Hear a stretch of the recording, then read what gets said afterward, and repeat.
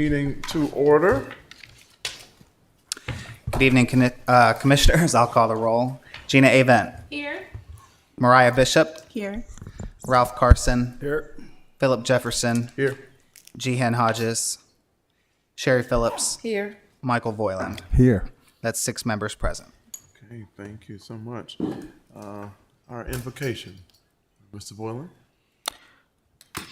No need to bow your heads. This is just some thoughts. I'll presume that all of us have heard, maybe even used the term NIMBY or NIMBYism. Dictionaries tell me that this acronym for the expression "not in my backyard" was coined by Emily Levesey in an article published in 1980 in the Christian Science Monitor. It meant the response of folks opposing the nature of new development they considered too close and or too different and or too risky to their households or businesses. I raise this because there can be a tendency by the outside observer or those without a stake in a development process to easily dismiss questions and concerns raised by nearby property owners as NIMBYism, and as such, those questions and concerns don't warrant serious consideration. I'll simply remind all of us here that as planning commissioners, we are not outside observers, nor are we non-stakeholders. Rather, we live inside a town experiencing rapid growth that impacts in many ways the daily lives of all the people in our town. So I think we have to always be on guard against any knee-jerk reaction of lumping expressions of concern about a new development from our fellow townspeople as meaningless NIMBYism. Let's not. Let's always try to keep in mind that reactions to change will always occur and will always have real meaning to those voicing them. Those reactions are heartfelt and can reflect a host of worry. So they are always worth listening to with an open mind and a degree of understanding. Thank you for that. It's time for our adoption of our agenda. Are there any items that need to be adjusted on our agenda, or are we none? Okay, so do we have a motion to approve our agenda as written? I make a motion to approve the agenda as written. We have a second? I'll second. Okay, we have a motion and a second. There's a motion on the floor to adopt the agenda. I'll call the vote. Gina Avent. Aye. Mariah Bishop. Aye. Ralph Carson. Aye. Philip Jefferson. Aye. Sherry Phillips. Aye. Michael Voiland. Aye. Thank The you. agenda is adopted. Thank you very much. We have adopted our agenda. Our meeting minutes are next on our review from our November 12th meeting. Are there any revisions or changes that need to be made to the meeting minutes per your review? If there are none, do we have a motion to approve our meeting minutes from our November 12th meeting? I'll move that we approve the minutes. Thank you, Mrs. Volan. We have a motion. Do we have a second? Second. Thank you, Ms. Saban. We have a motion and a second. There's a motion on the floor to adopt the minutes, and I'll call a vote. Gina Avent. Aye. Mariah Bishop. Aye. Ralph Carson. Aye. Philip Jefferson. Aye. Sherry Phillips. Aye. Michael Voiland. Aye. The Thank minutes you are very- adopted. Thank you so much. We have adopted our meeting minutes. So we are now at our old and new business. Our first item on our agenda, CZ 2207, Thompson Business Park Phase 2. This is a Tier 1 conditional zoning amendment.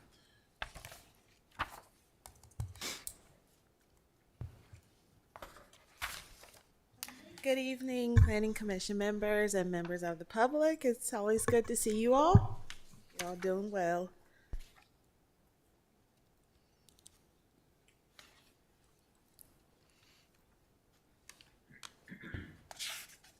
Okay, thank you. I will present case CZ 22-07, also known as Thompson Business Park 2.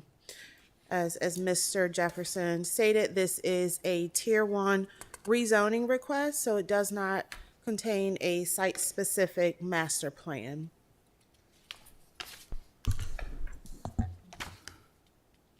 The applicant, Ronnie Thompson, has submitted the request to rezone approximately 82.29 acres from light industrial conditional neighborhood mixed use, residential 2, and residential 4 conditional to light industrial conditional.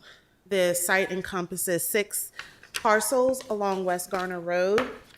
Zoning conditions have been proposed that restrict the range of LI permissible uses to a list of 22 out of a possible 41. And you see the strike through in 35 because the applicant has made revisions to their conditions and permitted a uses table since the public hearing in November.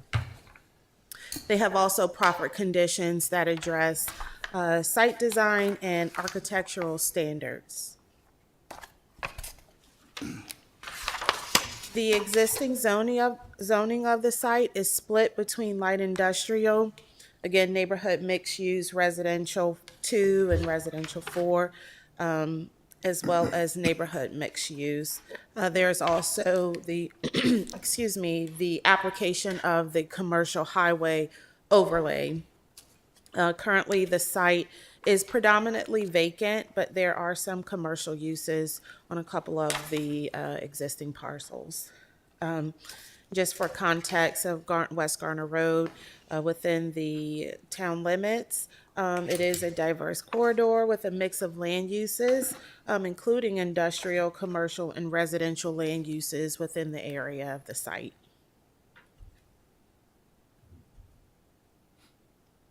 It's also a significant thoroughfare that runs through parts of Raleigh as well as Garner, providing a key route for local traffic.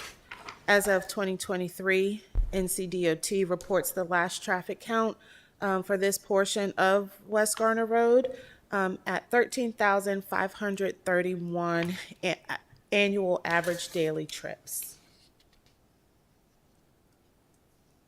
Again, the applicant has proffered conditions that address site design as well as architectural standards. I won't go through all of them, but you have them on your screen as well as attached to your staff report packet. They have proffered conditions committed to lighting. Floodlights will be prohibited. They will be all full light, full cutoff fixtures, and they will have a maximum height of 25 feet. We have also addressed landscape buffers adjacent to residential areas. The proposed business park lots adjacent to existing residential development shall have a 55 wide landscape buffer. And this landscape buffer will include evergreen shrubs to create a screening hedge. They have also proposed or committed to a list of specific plant species for the evergreen hedge. They are committing to 15% of tree cover to be preserved on the site as a whole and not individual lots. They are committing to 5 acres of open space and or preserved tree cover area on the northern border boundary of the adjacent parcels that are predominantly all residential. And I'll just, really is this area and these properties adjacent to this northern boundary is where that 5 acre open space commitment lies. And new since the public hearing, architectural standards that address uniformity and cohesion of the sites. They are committing to a maximum of 2 masonry product colors. No vinyl siding will be used. A whole host of other commitments. All uses within the development shall use similar light poles and light fixtures for street and parking lighting. At least 75% of added landscaping shall be native and adaptive species. Also, to address architectural uniformity, the applicant has committed to all primary buildings, 30,000 square feet greater in area, that shall consist of concrete wall panels and glass.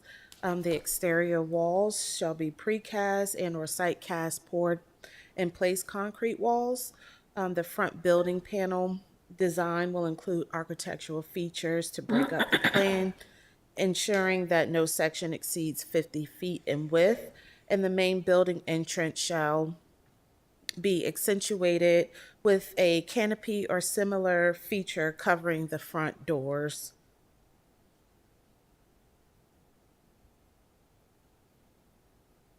It will achieve a minimum of 20% transparency threshold on the ground plane and street fronting facade at the office areas entrance location. They will commit to architectural composite metal panels shall be incorporated into the glazing system, and horizontal gradiated paint color bands will be used to break up vertical height. They also have committed to architectural commitments that shall apply to buildings within 100 feet of Garner Road. And those are that all front facade building entrances and building entrances facing Garner Road shall either be covered by awnings, colonnades, or canopies with a minimum area of 5 by 5 or under covered walkways. And all front facades and all facade facing Garner Road shall have at least 55% brick, stone, decorative scored concrete masonry. At this time, a traffic impact analysis was not required due to the expected number of trips generated being less than the minimum threshold for a TIA. However, if it is determined at a later date when a more specific site plan and user is in place, if a traffic impact analysis is warranted, it will be required.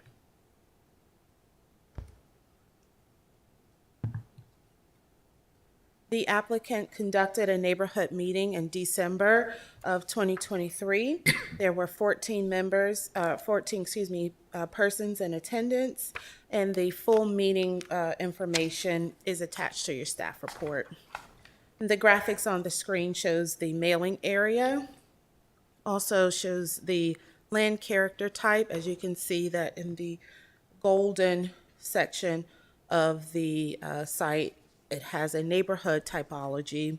The blue is an employment center typology, and then just in the corner there is the retail centers typology. It also has a mix of development intensity. So this shaded blue area is a level 3 or tier 3 area to enhance. And then the green, you have the level 2 area to strengthen. As staff reviewed this request with our Garner Forward Comprehensive Plan, within the framework, there were 4 growth framework criteria that were evaluated. They received a fairly split scoring of the framework consistency. There was 1 modestly consistent, 1 modestly inconsistent, and 2 split. The site encompasses the neighborhood and retail character typology, which does not support the light industrial zoning district. However, significant acreage of the site is supportive of the light industrial zoning and is aligned with existing industrial uses that are nearby. Also, the transportation choice is a pre-existing condition, and so it did not result in the lowest rating being given by staff. In reviewing the land use and community character consistency, there were 9 criteria that were determined to be applicable or meaningful to address. 1 extra credit score was given Given that the site is near the core of Garner, where development will minimize expensive infrastructure expansions and investments and avoid the loss of rural areas for future development beyond the municipal limits. So you have one strong, consistent, 5 modestly consistent, 1 modestly inconsistent, and 1 strongly inconsistent. And that strong inconsistency was due to no written condition indicating any commitment at this point to green stormwater infrastructure. And just want to explain the 2 pie graphs you have on the screen. So the top with the majority red, that is the score that the applicant received during the public hearing process. The applicant revised and updated their conditions and permitted uses, and so staff evaluated their proposal again with the land use and character consistency. And so the bottom graph is where their consistency rating stands today. So you can see that it has shifted in a positive direction. And overall, with continued fine-tuning to this evaluation tool, more input from the public, from the discussions from this evening, staff believes that we will be able to continue to support an overall finding of consistency. And you do have the full consistency report in your staff, staff report. The public hearing was held on November 4th. Some key questions and comments from council included a expression of appreciation for the buffers between the residential areas. However, there was concern for a lack of substantial buffers on the southern boundary adjacent to the Western Ridge subdivision. There was a concern for the number of uses that were included.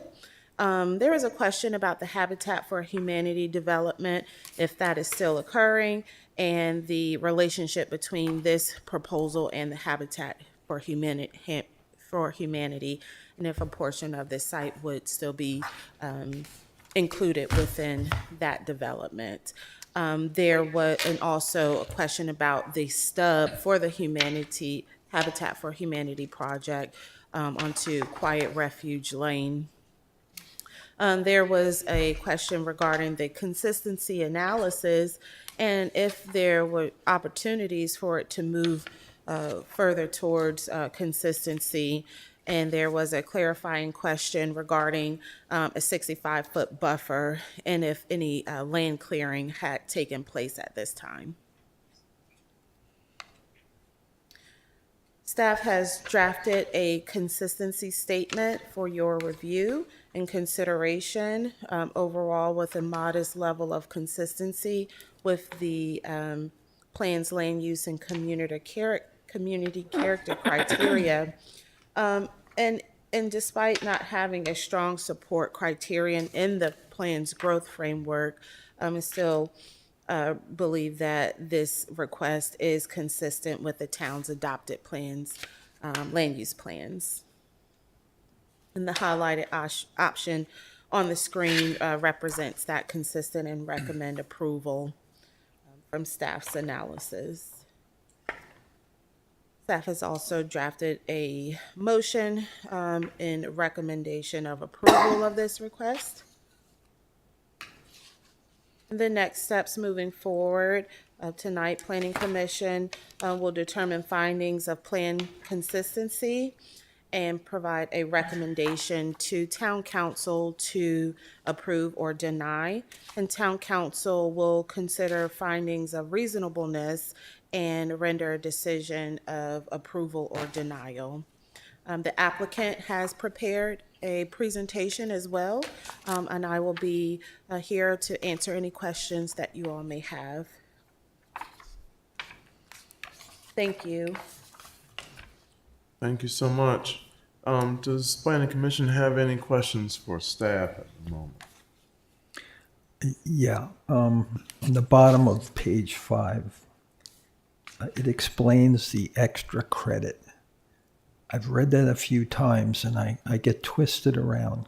Can you interpret that for me a different way, perhaps?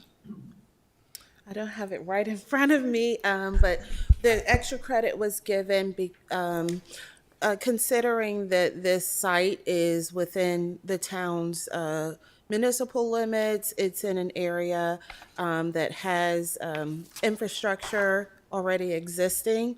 And so when we see it, it almost speaks to sprawl that this proposal is within an area that already has existing infrastructure. So it would not be taxing and a burden on infrastructure expansions and development, and to also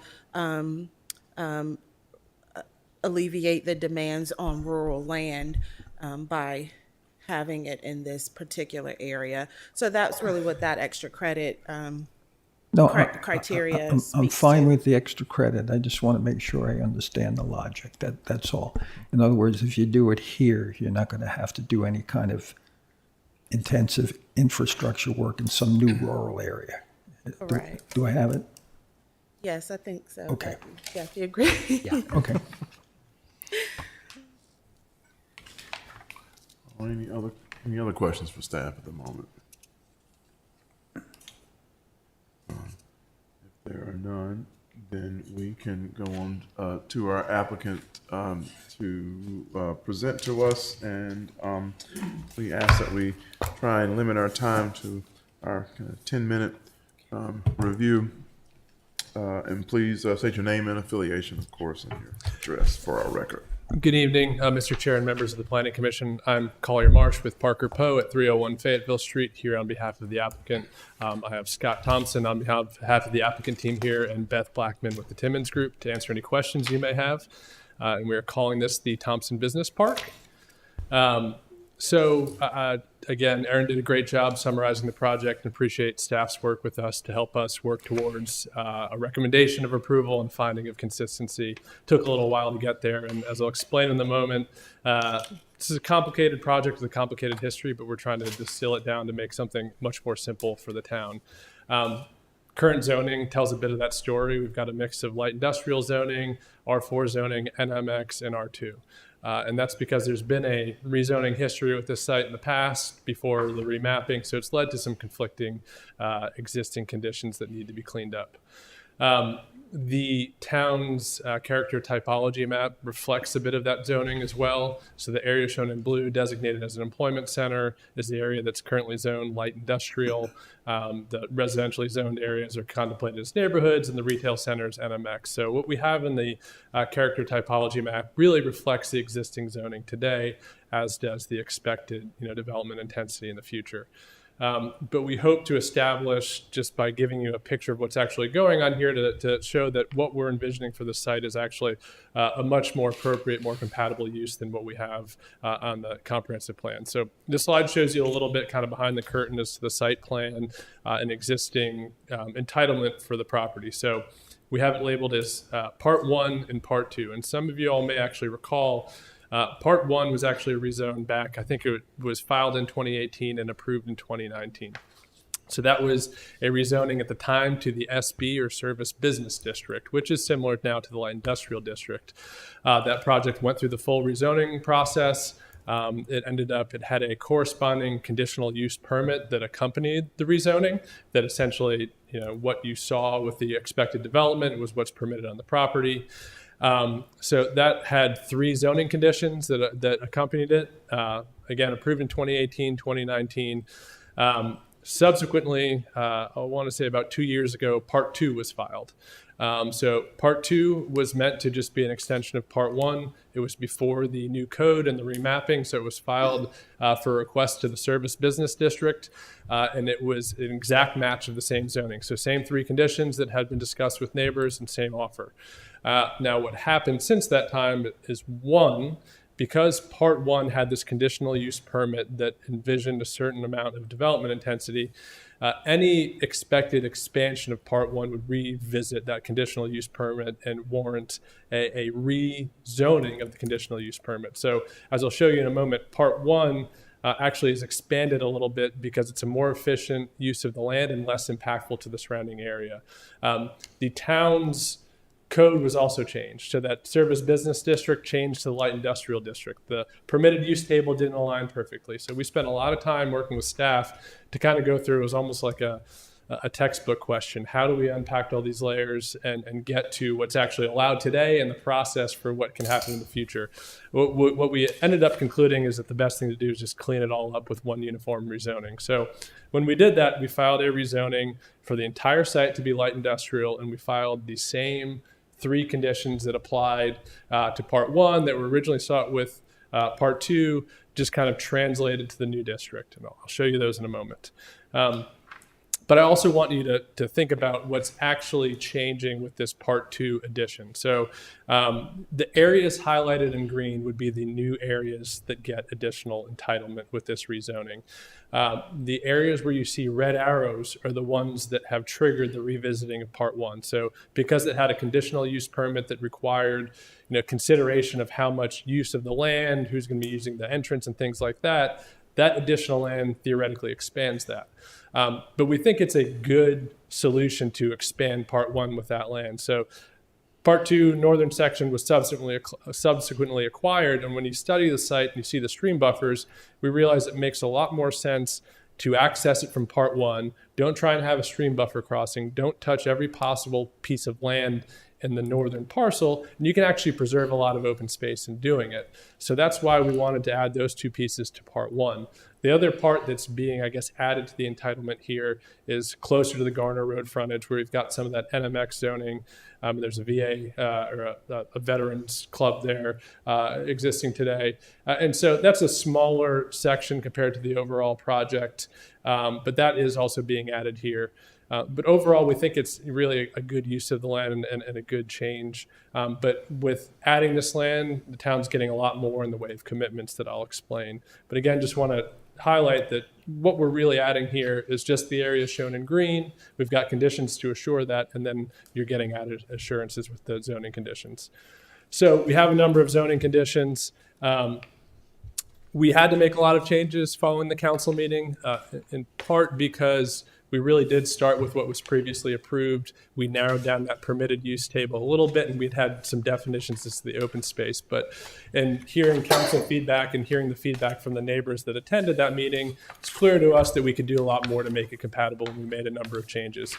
So we had a previous narrowed permitted use table. So we had already taken out some of the, I guess I'd call it, less compatible uses when we went to council, and we took out 14 more after the council hearing. The lighting condition is the same as it's always been. That was something that was important to the neighbors that are near the site, and so that has remained. There's also a landscape buffer commitment from day one that came out of that first rezoning.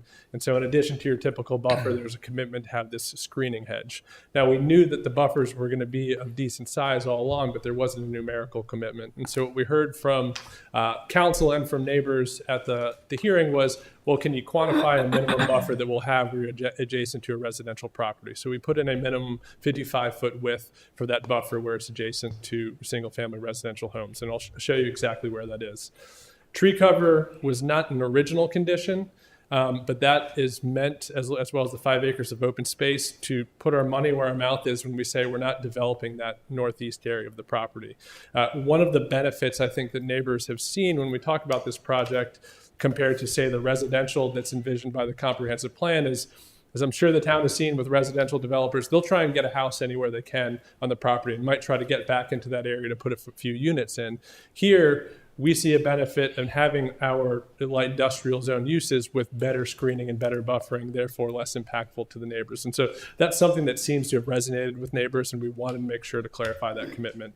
So again, it's 15% of the site will be tree cover exceeding code requirements. We'll show you where some of those areas are, as well as this 5 acres of open space in the northeast corner, so that we're making it clear we're not touching that area. We're not getting close to the neighbors that live up there. Last was architectural commitments. It was a little difficult for our team to put these together, but we did a lot of research and tried to come up with good commitments based on precedents in the town. We broke them into 3 categories. So there's a set of conditions that would apply to buildings less than 30,000 square feet. There's another set of architectural conditions that apply to buildings greater than 30,000 square feet. There's really maybe 1, maybe 2 areas where you could have a building of that size, but due to the nature of those buildings that we felt different conditions would be appropriate. And then there's kind of a layer on top of all those. For any building that fronts Garner Road, we've got another layer of conditions to have a more attractive streetscape there.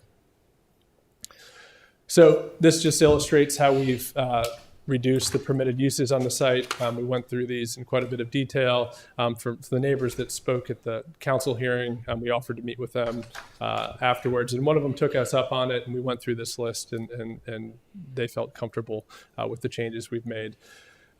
This slide shows the open space, those buffers, everything we're trying to describe in those conditions. So you can see on the upper left-hand corner and then the bottom, you've got that screen hedge that was the original commitment, but then we added the 55-foot width to make it clear that there is a good dimension to that buffer. So that runs along the length of all those single-family homes that are adjacent to the site. Similar condition in the upper left, but then that brighter green is meant to illustrate the area where we don't expect to touch it, better to be kept preserved. So that's that 5 acres roughly of space that we've committed to. So really extensive buffers in that upper right-hand corner. And then tree preservation, again, 15% of the site. What we've highlighted there is kind of the riparian area. It'll obviously be more than that. That is not 15% there. There will be more elsewhere, but that's just meant to illustrate that those areas also wouldn't be disturbed. Architectural commitments, I won't go through these one by one, but we did work through previous projects. The goal here and the kind of the comments that we heard from staff that we wanted to address is really cohesive development and attractiveness across all buildings. You don't have one building of one type and something different across the street. So a lot of these speak to kind of having uniform standards across the development.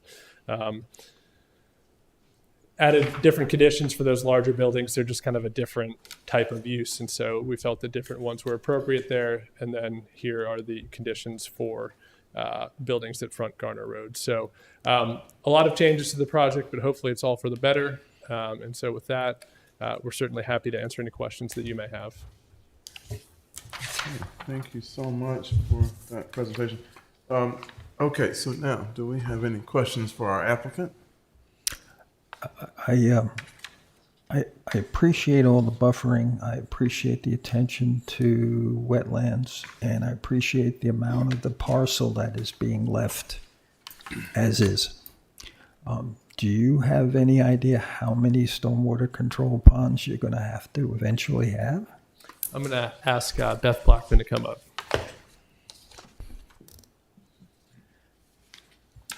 Good evening, Beth Blackman, Simmons Group, 5410 Trinity Road, Suite 102.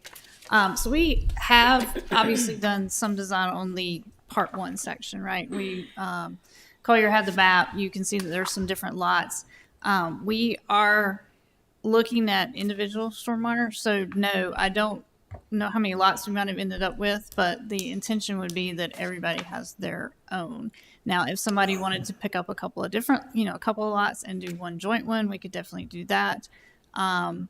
So we have options, but the ones at the front close to the road, maybe now that we're adding Part 2, maybe it would make sense that that all goes into the back, right? And so it's kind of one of those, when we had it before, we had to do it one way, and now we could do it a different way. So before I would have said, yeah, it was all sort of, actually, I think the one right beside the storm buffer, can you point to the one that's between the 2 red arrows? All right, down that. Yeah, I actually think that area right there might have been the stormwater control previously. But that might change now with us adding the parts of the back, right? Because now they're going to need stormwater control. Okay. So I will say, I guess the answer is I don't really have an answer. We started with it one way, and now we're going to look at it again. Okay, understood. From a maintenance perspective, it's obviously easier to have less, but you also want to make sure that ownership and cross-access easements and stuff are all worked out as well. I understand it's easy in the process. Shifting a little bit. you're going to have a separate entrance for Part 2 and a separate entrance for Part 1, correct, off of Garner Road. Correct. That is correct. Yes.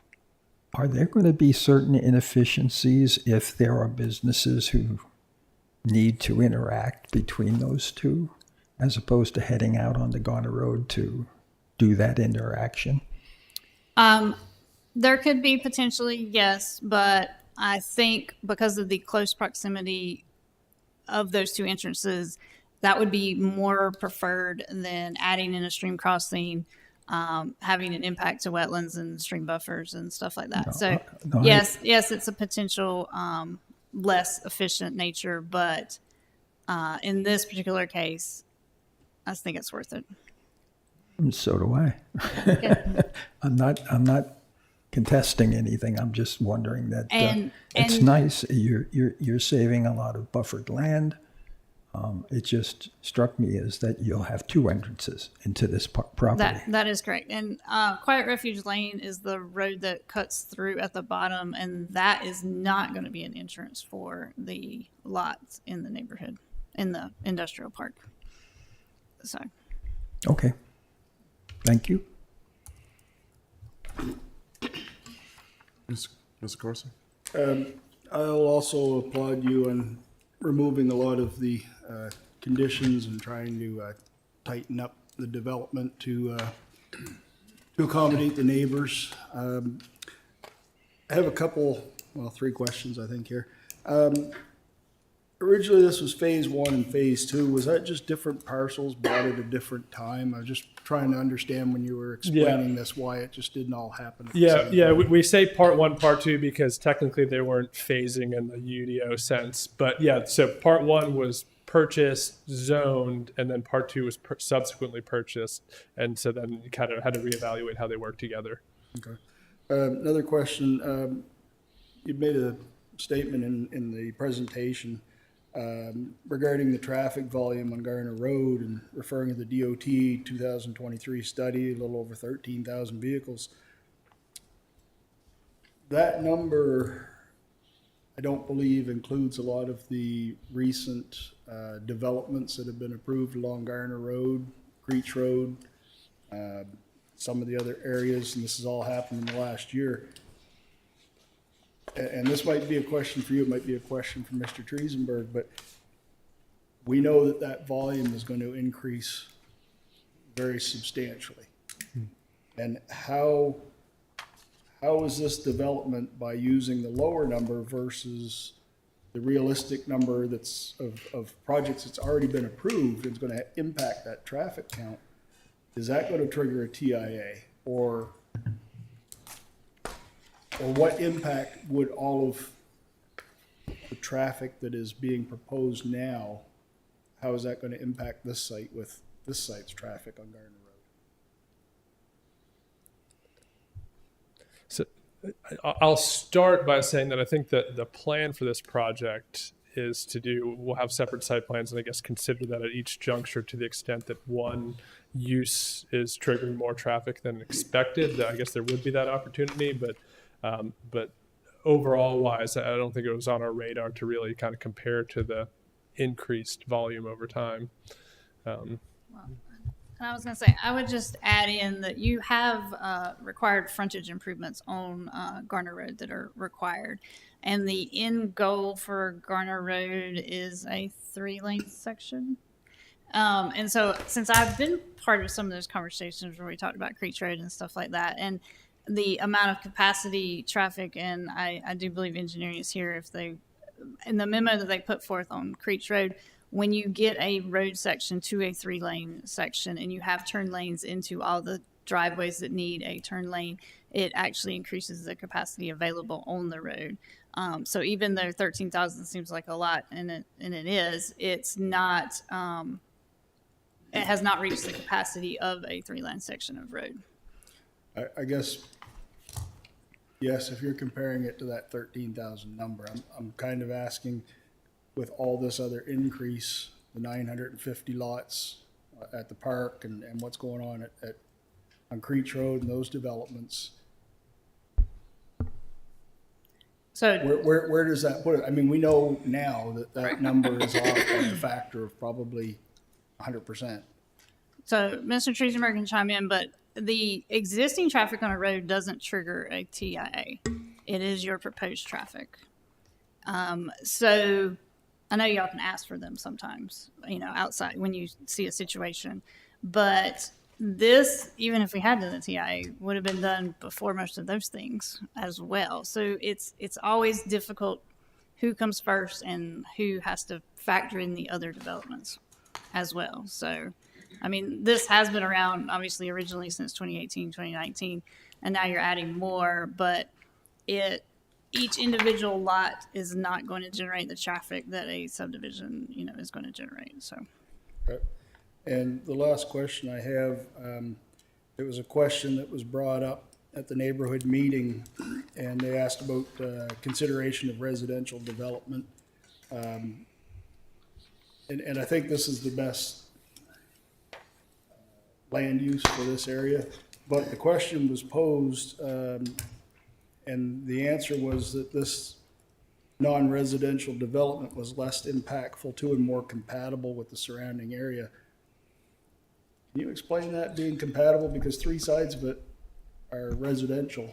Yeah. And I think sometimes a question and answer summary doesn't do the full conversation justice. But the way the conversation has generally gone, and how we've approached residential uses from the site. I've worked with plenty of these groups, and you all have seen here on the residential projects, there'd be a strong likelihood of kind of getting to some of those other areas in the northeast corner, and even the southeast corner was previously envisioned for residential. And so the thought was that rather than max every possible residential use, have smaller buffers where we say, hey, we're single family, we're townhomes, we only need 10 feet, that this project can have maybe, I guess we all have our own views as to what's compatible, but the buffering here and the level of traffic generated is probably a little better for a neighborhood, or at least in one measure is. And so that's kind of the nature of the discussion, but appreciate that light industrial is different than residential. So we use the tools that we have to just minimize those impacts, the screening, the lighting, and the buffering. Okay, that's all I had at this time. Thank you. Ms. I Phillips? have any questions. Ms. Bishop? Yeah, I have several questions. So I did have a similar question to Mr. Carson. I guess as far as going from mixed use, potentially or residential to now the light industrial. I know that a lot of times the business parks now are kind of we're starting to see a shift. And I know you mentioned this was created and started back in 2017 and 2018. So my concern is that, a lot of times you see a lot of vacant business parks, and that's what I don't want to, see. So is this location doing anything different to kind of make it a place to attract businesses and to keep them there? Yeah, well, so the owners own the property and the business across the street and are kind of familiar with the demand for the area. And so I think they see a lot of potential for the area. But to avoid having large vacant buildings and things like that, the plan is really to kind of go lot by lot and not get ahead of ourselves. And so there's already some good interest and good demand for phase one that's just kind of waiting for us to get through. So we can't really do the development on, say, phase one, part one, until we kind of clean this up. But there is good demand. But the plan to avoid that vacancy and to avoid your concerns is not to build anything on spec, but go one by one with the demand that's there. Now, to have kind of the cohesion and the nicer environment, that's why we put those architectural commitments and those kind of uniform requirements across the project. And so if the demand isn't there, would you shift potentially, or? So they own the property outright. This isn't like a speculative, we've got to close, we got to get our site plan approval, and then we can close. It's I think, a patient process, but one that has good prospects. Okay. And then is this site going to connect to the neighborhoods as far as sidewalks and things? So we will build out frontage improvements on Garner Road. I think specific concerns of the neighbors would be that with, these uses here, that they wouldn't want to have connections. So I think one of the things that was actually important is like Quiet Refuge Lane, for example, that connects into the neighborhood, we would not have an entrance onto it. So in some ways, I know we want to have interconnectivity, but we appreciate that here buffering was the tool that we thought was most appropriate to address neighbor concerns. Okay. And then remind me, is there going to be a traffic light there? Or No signalization, just frontage improvements and frontage widening. okay, thank you. Hey, I just have a couple questions. On this slide that you're showing, what are the widths of the buffers in the northwest corner? Yeah, Versus so, the one in the- and again, this is a subdivision plan that's it's probably a little outdated, but up there, I think that says 65 feet. I think 65. we think there's a potential for 65 feet. It really depends on the use. And so I think I might not get every code provision right, but the most intensive uses might get up to a 65-foot buffer, and other uses would have shorter buffers. And so what we did, there's also a pinch point on the project, is we added that 55-foot commitment so we could have something uniform. There's a good chance that it's 65 feet in a number of locations, partly because of site constraints and partly because of use. But that was what was shown there, and what was discussed in the past. So that 5-acre buffer, what is that? So the 5-acre area that we talked about is just all the open space in the upper right-hand corner. That was what so the condition actually, when we say there must be 5 acres contiguous to parcels, if you see where my pointer is, it actually starts with, I think it's either this parcel or this one. So it's only these parcels that are identified. These ones benefit from the 55-foot buffer, but these parcels are the one where we say there has to be 5 acres, just to say there's going to be extra open space right there. We're not touching that. That was the best way we could come up with to write in words that we're not messing with that area. Okay, so dimensionally, what is the width of that area? The width of the 5-acre area. Right. So like this. Any idea? I would have to count parcels and give you your guess. 150, 200 plus feet. So you're talking about width from the back of the property line to the stream buffer, or are you talking about from the green line would be on the left? The open to the space right? area. That's supposed to be open space area, Yeah, correct? open space, yes. Right.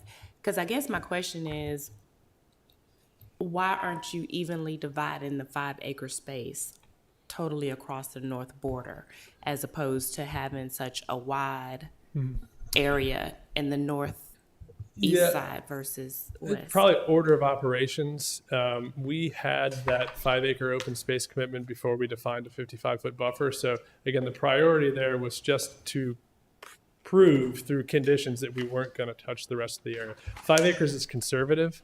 I think it's a lot more, especially if you count the 55-foot buffer. So if we added that and had all the open space, I mean, that's a large parcel. I think we're well beyond 5.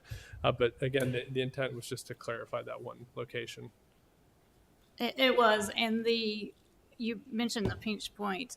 The area in the back would be very challenging to get a road in, maintain the 55-foot buffer, have a road, and actually have anything usable left.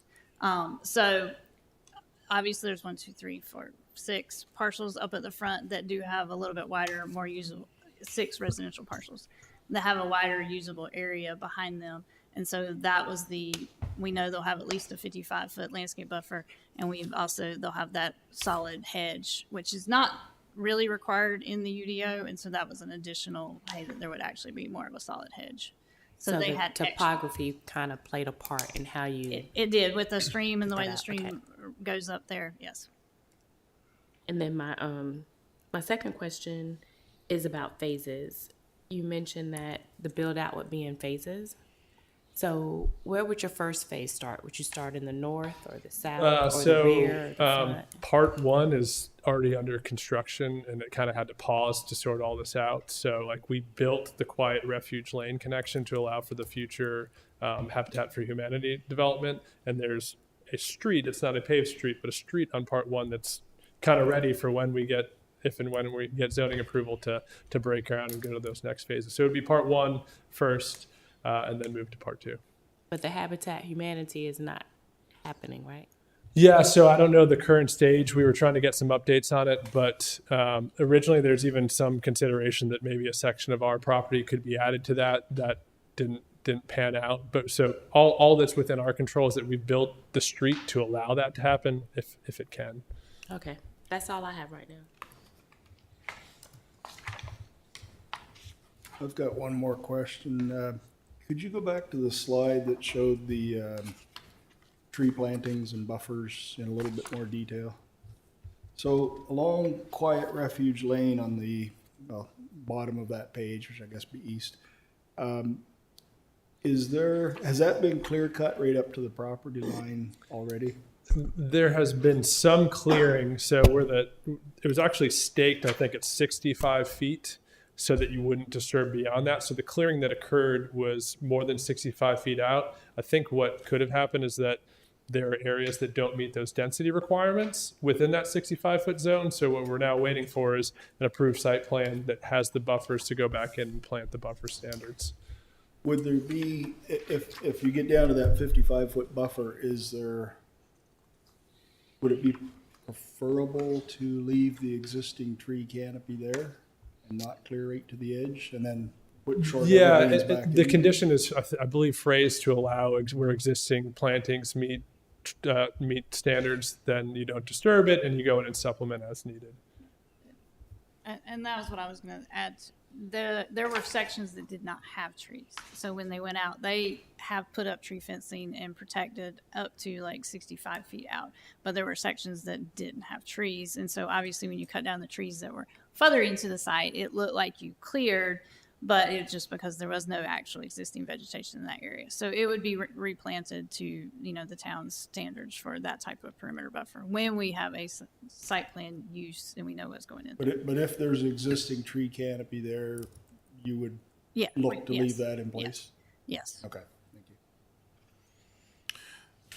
you. Then I'm also assuming that that's the case in the open space on the north.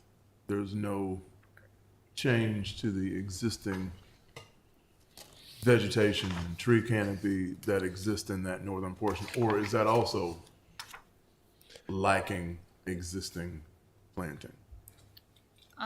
From my understanding, it has existing plantings. I don't know the thickness of it, but yeah, we're not intending on going back in that area and clearing at all. So I think when we talk about open space, we look at open space as active or passive. So what is that to you all for this? This is active open space. This is passive open space. This is not accessible to the public. It's not accessible to the neighbors in the north. It's not accessible to the development that will happen. It's just existing. Yeah, it's intended to be preserved area. Do we think that I think the wording of the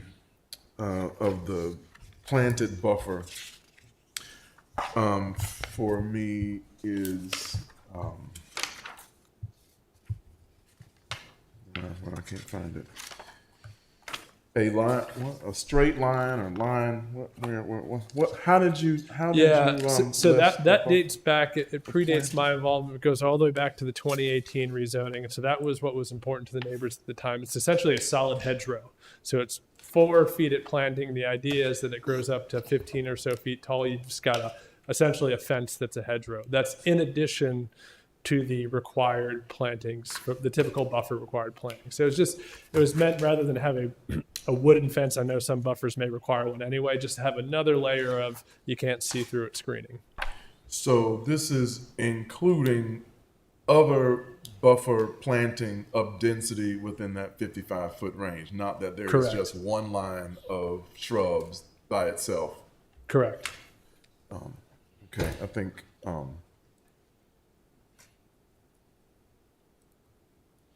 Yeah, so the code will require its buffers. We were just trying to add something to it. for some reason I feel like if that can be more specific to state that it's not just a line of shrubs by itself, that there is a planted dense buffer, it would make better sense, I think, to me, to create that in between the existing and the residential neighborhood. That may be something to look at in the wording of that. Well, I think it comes down to like the nature of the zoning condition, right? That we can only commit to what exceeds code requirements. So Jeff, tell me if I'm wrong here, but the code will automatically apply planning standards. And so all we can say is what goes above and beyond.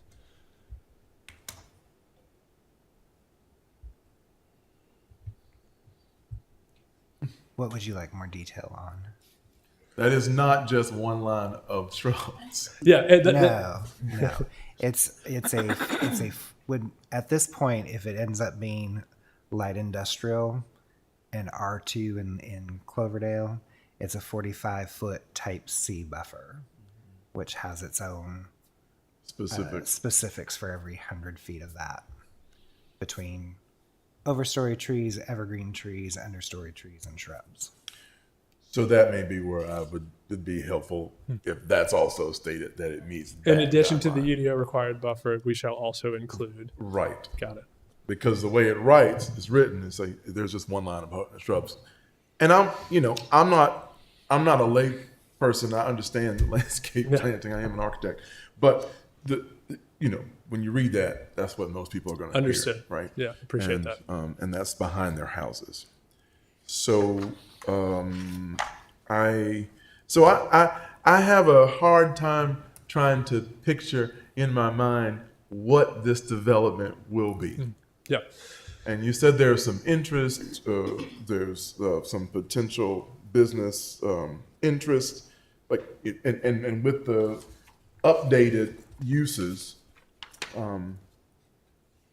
do you kind of, even though these are individual owned lots now, how, writing a list of architectural standards is wonderful, but then how do you really intend to make sure that there is a connective way of building individually by individual owners here and a use that seems to make sense? So the owners of this property, and I guess the developers, are small business owners. And so the plan was kind of from the start to have more small business owners like themselves out here. So they're thinking, your plumbers, your electricians, maybe it's their office, maybe it's their supply, maybe it's their storage location. So similarly situated local business people to work out there. And so that was kind of where the genesis of this project. As it's evolved, the part 1 to part 2 has at least opened up the potential opportunity for a larger use, maybe a larger building of some sort. So it's kind of gone to, there could be some flex uses. You may be that you have a multi-tenant building that's got kind of that industrial flex space. But the ultimate vision and where it started was kind of your smaller, service type, your kind of more blue collar employment type businesses in this location.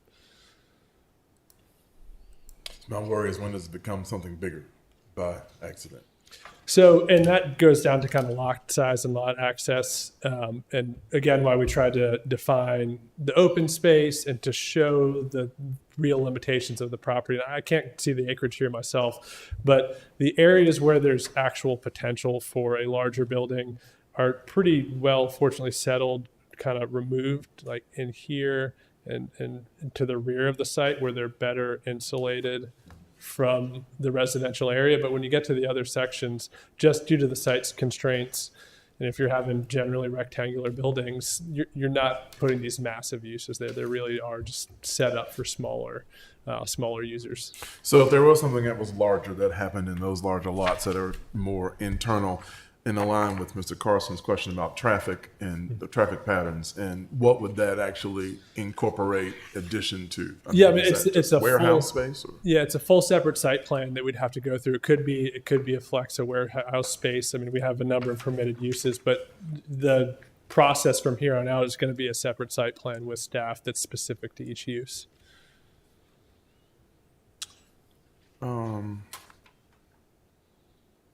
Was there any potential review of this being more of a neighborhood center, instead of only a kind of a business park, and that rezoning it to not be light commercial, or light industrial, that it could be potentially? So I think corridor-wise, at least my view on it, and I think the owner's view on it, is that it's better served for employment-type opportunities.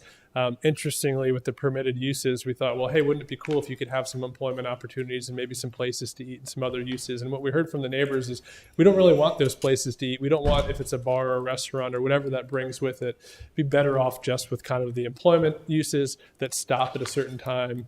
And so that was the discussion. I think corridor wise, could you have something on the frontage? Maybe, and it wouldn't necessarily be prohibited. I'm looking back at our prohibited uses. We took out bar, nightclub, tavern. Trying to think, there's sales and other uses that would still be permitted. And perhaps, with that part 2 being a second phase, there may be some interest in it. But I think just the view and the kind of the perspective of the owners is that this would be more of an employment driven center. Only reason I ask that question is because it really is sandwiched between 2 residential neighborhoods, and we know that across the street is not the case. That is a different type of use, and that's okay. Like, that's what it is. That's what it's always been. But then this just seems, a bit different. And not that different is bad. It's just that how do we make sure we know that it's going to be something that really, when you say compatible, that it kind of fits the compatibility of what employment center in that particular area of Garner Road really looks like, in between residential neighborhoods.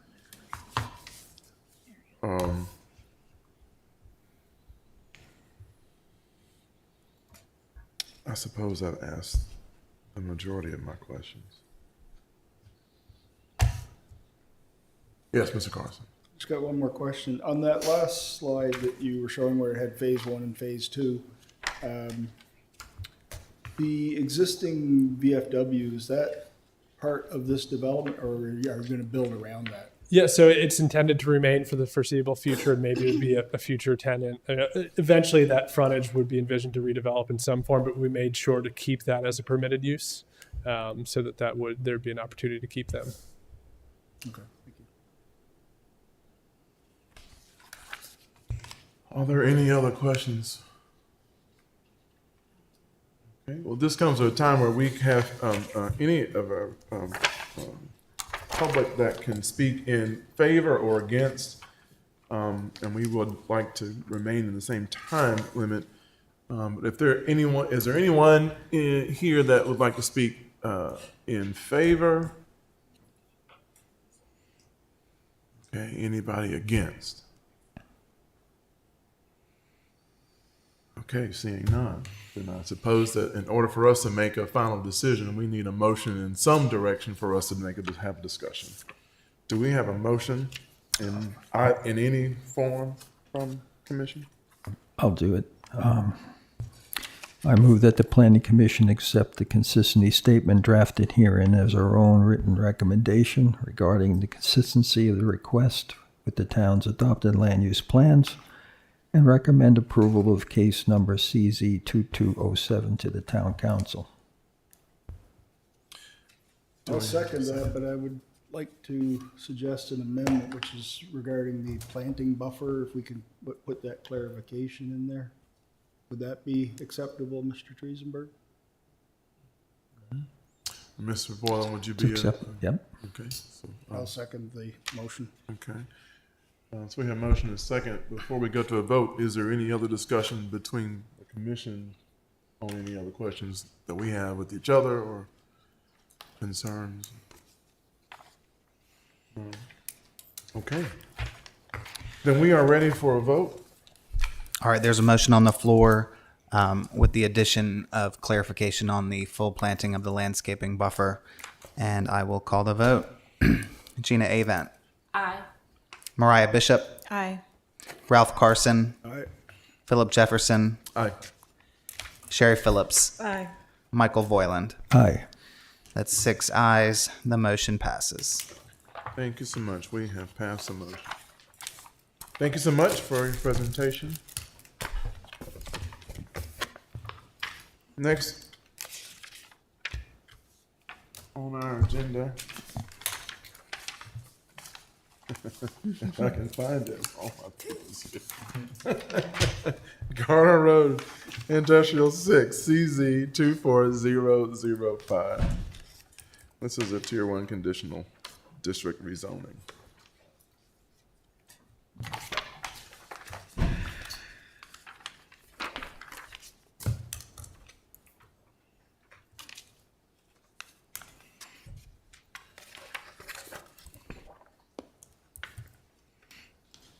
All right, thank you. Okay, this is KCZ 24-005, also known as Garner Industrial 6. This Tier 1 conditional district rezoning proposal was submitted by Mr. Taylor Hollingshead of Bolton and Mink to rezone 33.62 acres from rural agricultural to light industrial conditional. The site is located at 4520 Guy Road. Zoning conditions have been proposed that restrict the range of like LI permissible uses to a list of 4 out of a possible 41, and as well as conditions that address architectural and site design. Rural agricultural, that zoning district typically accommodates rural, residential, agricultural, and silvicultural uses, typically found outside of the town's corporate limits, where public water and sewer services are not readily available. Currently, the site is vacant, and much of this area is comprised of rural land with some single-family residential, commercial, industrial, and utility uses nearby. Just north of the site is a newly constructed industrial site, as well as an existing auto sales lot, salvage yard, and other commercial operations fronting on US Highway 70 East. Guy Road is a state-maintained road, 2-lane major collector that serves as a connector within the local area. NCDOT reports the last traffic count for this portion of Guy Road just south of US 70 East at 8,767 annual average daily trips in 2023. Again, the applicant has narrowed the possible uses to 4. The applicant has also proffered conditions for site design and architectural commitments. They have committed to a minimum of 15% of the site being preserved tree cover. A minimum of 75% landscaping shall be native and adaptive species. There is a commitment to a primary pedestrian sidewalks that will be provided along Guy Road that will connect to the interior sidewalks will connect to the public pedestrian sidewalks. In the building envelope, there will be an external building envelope which will reach a maximum height of 50 feet to accommodate internal building clear height requirements and allow for external roof-mounted HVAC systems and roof insulation. Are also commitments to building materials. Those building materials shall consist of concrete wall panels, masonry-style imprint design and glass. Exterior walls will be precast or site-cast poured in-place concrete wall panels. Front building panel design will include architectural features to break up the plane, ensuring no section exceeds 50 feet in width. There will be a masonry form liner will extend 25 feet on each side of the building entrance, with windows achieving 15% transparency for the ground floor plane within masonry form line section. And the main building entrance shall be accentuated with a canopy or similar feature covering the doors. Windows and doors will achieve a minimum of 20% transparency threshold on the ground plane and street frontage facade at office areas entrance location. Glazing also will incorporate storefront systems utilizing insulated, thermally improved tinted non-mirror glazing and a clear anodized aluminum or painted finish. Architectural composite metal panels to be incorporated into glazing systems to enhance the articulation of the openings, and the ACM to be incorporated into the glazing system to enhance the design and articulation of the openings. The ACM to also be used as an accent material. Paint finish and colors will be textured with at least 3 light earth tone colors. There will be a horizontal graded paint color bands to break up vertical height, and also accent bands with accent colors, if used, will be limited to accent bands and must harmonize with the overall building design. A traffic impact analysis was completed in July 2024.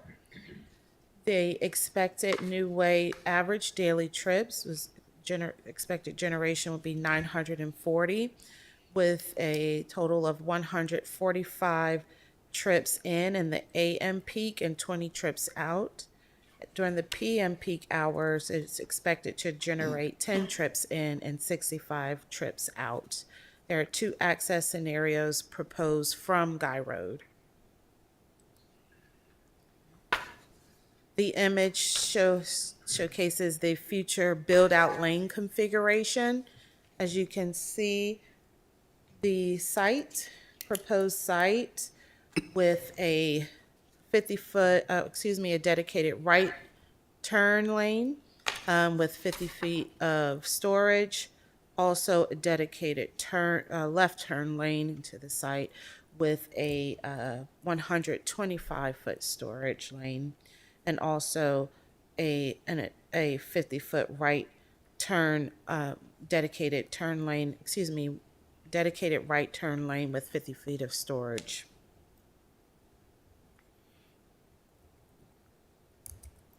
The applicant conducted a neighborhood meeting on April 29th of this year, and also at the request of town council stemming from the public hearing and public comments during that hearing. It was requested that the applicant speak with adjacent property owners and go out a little further than what the required 800-foot buffer mandates for the town. And so they conducted that meeting on November 12th. There were 2 attendees at the April 29th meeting and 10 attendees at the November 12th meeting. And you do have that full meeting information for both meetings in your packet. The land character type for this site is identified as an employment center, and the development intensity is a level or tier 3 area to enhance. The framework consistency entails 5 growth framework criteria that were evaluated. There were 3 strongly consistent, 1 modestly inconsistent, and 1 strongly inconsistent. The open space and natural features, as well as the transportation choices, were rated negatively due to a lack of commitment to a specific open space feature. Again, the transportation choice is a pre-existing condition, therefore did not result in the lowest rating possible to be given by staff. Within the land use and community character consistency, 11 criteria were determined to be applicable or possible to meaningfully address. They received 1 strongly consistent, the applicant, 4 modestly consistent, 3 split, and 1 modestly inconsistent. There is not a clear that the project promotes increased development density or overall mix of uses.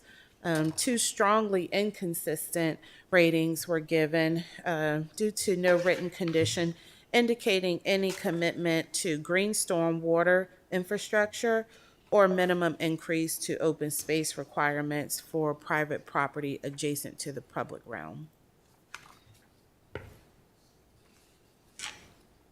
Overall, the character consistency is marginal, but if there's some opportunity for continued fine-tuning in response to this evaluation and with the proceedings this evening, feedback from the public, staff could support an overall finding of consistency. You do have your consistency report in your agenda packet. The public hearing held on October 22nd. There were questions and comments from council. There was a clarifying question regarding the narrow list of permitted uses. A question regarding the goal for green infrastructure as it relates to the Garner Forward Plan. Several questions regarding stormwater retention and the flood-prone areas, what the existing ponds are on the adjacent property. Again, concerns with the blue line streams and retention of water from adjacent properties. There was a question regarding the 300-foot setback and what that actually pertained to. The question regarding buffering along the southern boundary. There was a question raised about the Garner Business Park 70 and when that started or became in operation. Again, that recommendation to speak with neighbors regarding their concerns, and a recommendation to consider additional screening and buffering and to provide further information on the status of the wetlands. Also to provide additional information regarding traffic impacts relative to other uses, and a question regarding road widening and dedicated turn lanes.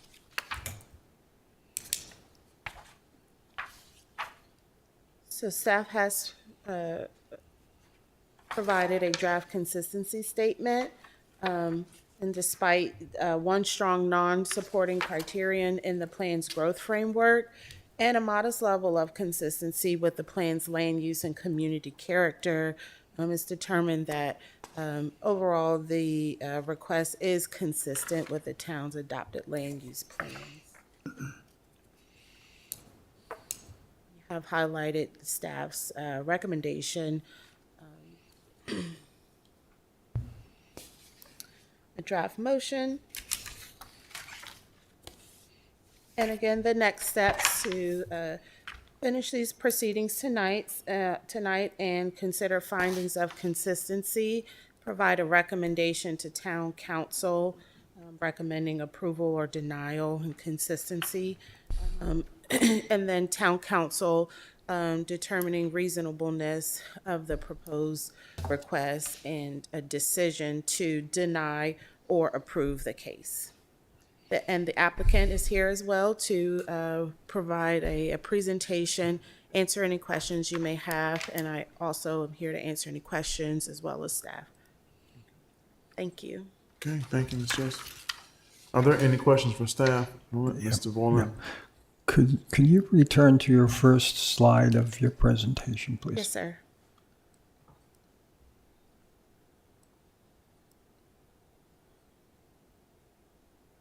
This one? Or the cover? Even the one before, yeah, just leave it there. Okay. This kind of has awoken the cartographer in me, so if you could help me here. Yes, sir. The Garner Jurisdictional District appears to be a hatchet-shaped area. Am I correct? It's a long. So this area here, yes, where you have kind of that. Right. Okay. That jurisdictional boundary. Yes. Yes, sir. Yeah. Okay. So my first question is, within the site itself, there was something there before, but I think you called it vacant. What is that we're seeing on the site? I believe that is an open space. It looks like a pad. There's nothing currently there. There There was a temporary laydown yard there that received a temporary use permit for the construction at the Pipe fitters. the pipe Cardinal or Consolidated pipe. whoever the Piping. natural gas company. Okay. Okay. Colonial. I forget Okay. what they're called now. I used to call them PSNC, but To the east of the site, there's a triangular area that is not in the town's jurisdictional area. Is that Wake County or is that Johnston County? that's actually Clayton. Clayton. Okay. Okay. Clayton. You have the Johnston County, Wake County line just here. Yeah. So the land outside of our jurisdiction to the west and south, is that also Clayton or is that Wake? That would be Wake County, correct? That would be Wake County. Wake. Okay.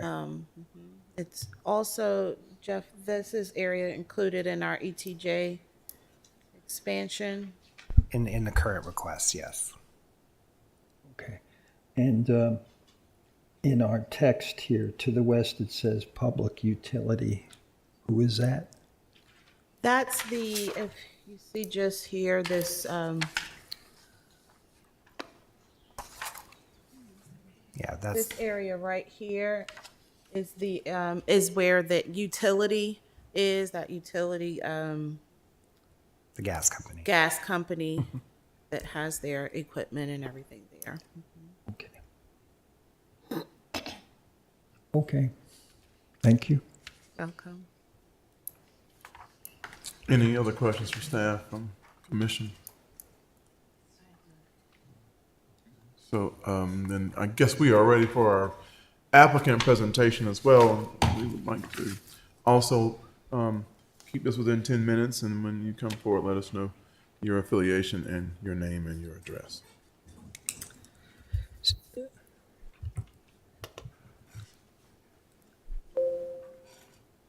Thank you. Andrew Patterson, Al Nyer, we're the applicant. Our address is 4509 Creedmoor Road in Raleigh. Just by way of background, Al Nyer is a company we've been in existence for 130 years, but more recently been in Raleigh since 2019, of which we've developed approximately 4 million square feet of industrial in the broader Raleigh area. But more recently, we've just completed our recent development, which is Garner 5 at the Garner Business Park. So we've had extensive experience in the local area and cognizant of obviously the local planning requirements as part of this application. So generally, as part of the planning consistency, and I'll just talk about those broad elements. Probably the three things that we probably, from my perspective, we're talking today is about the economic development, the application extension of the corridor as it exists along Highway 70, the infrastructure investments as part of the development, both from Department of Transport, but a commitment we've also provided in terms of utility.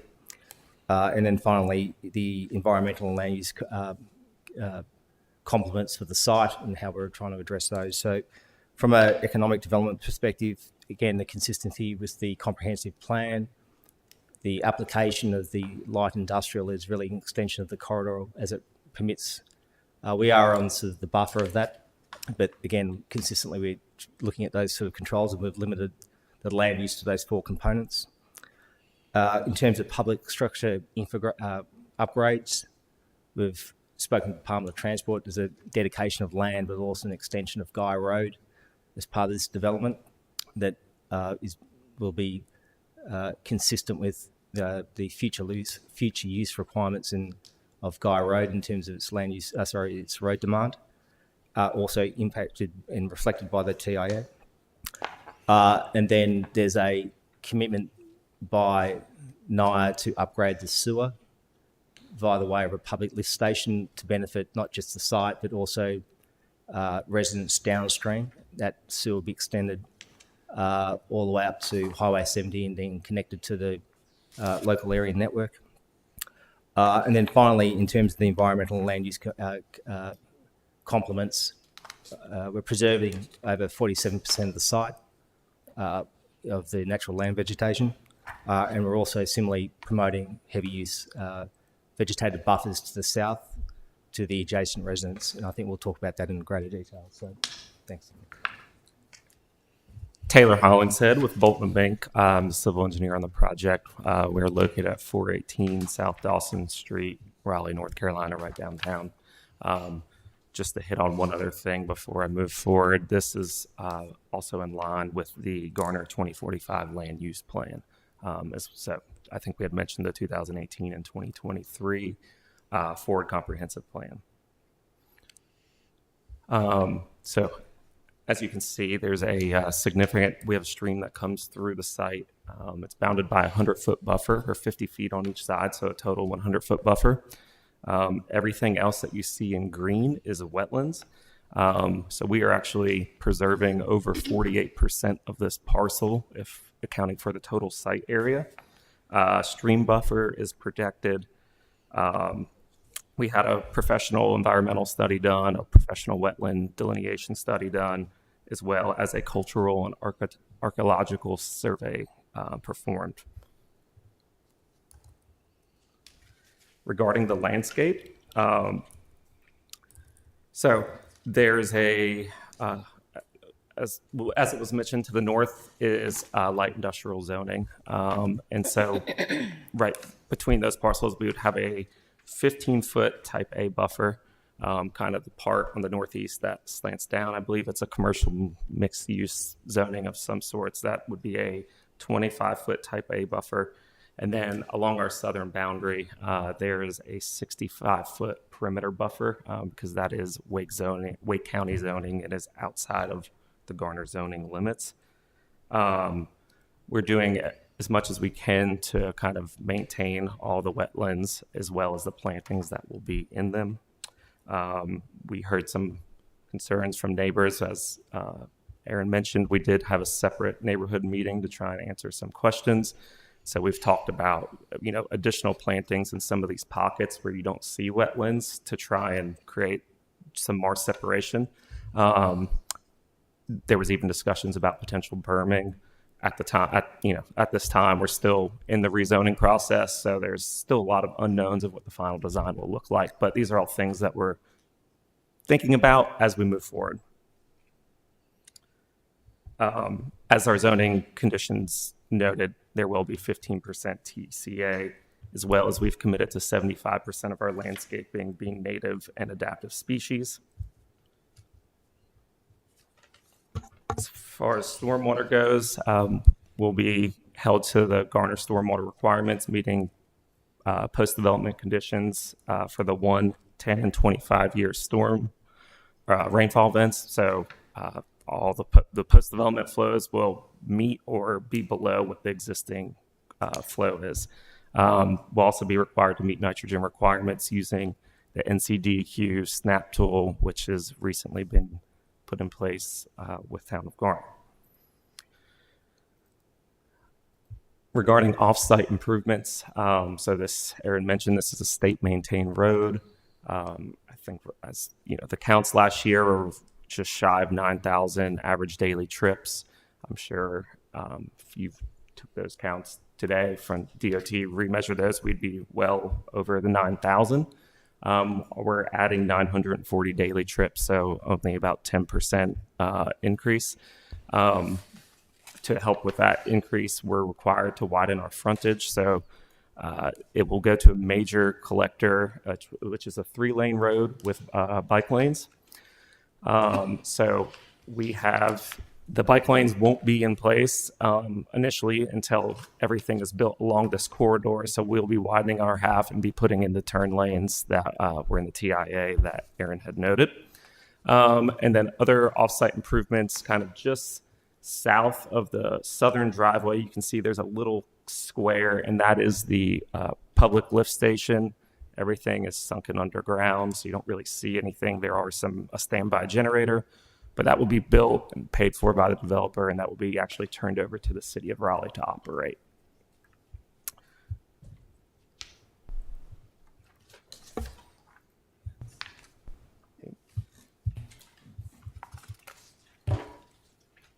Good evening. My name is Pat Moore, Vice President of Architecture with AN Architects. We're the architect within Al Nye, the developer. Wanted to review the site photometrics. So this is a conceptual site plan, and it really starts with meeting the fundamentals of this project type, making sure that we meet the market demands on the lighting levels, which is 1 foot candle minimum at our automobile parking for security, and a 1/2 foot candle minimum at the dock area, which is at the back of the site. That's what we need as our fundamental building blocks, but we want to meet, we have to meet zoning code, and we want to be sensitive to the neighbor's concerns. So we are showing 0 foot candle level at the perimeter of the building, or the perimeter of the site, and we've actually squeezed that down, so really it's the area of disturbance on the east and the south. And you can see that, I don't know which one points. I don't want to push the wrong one. Oh.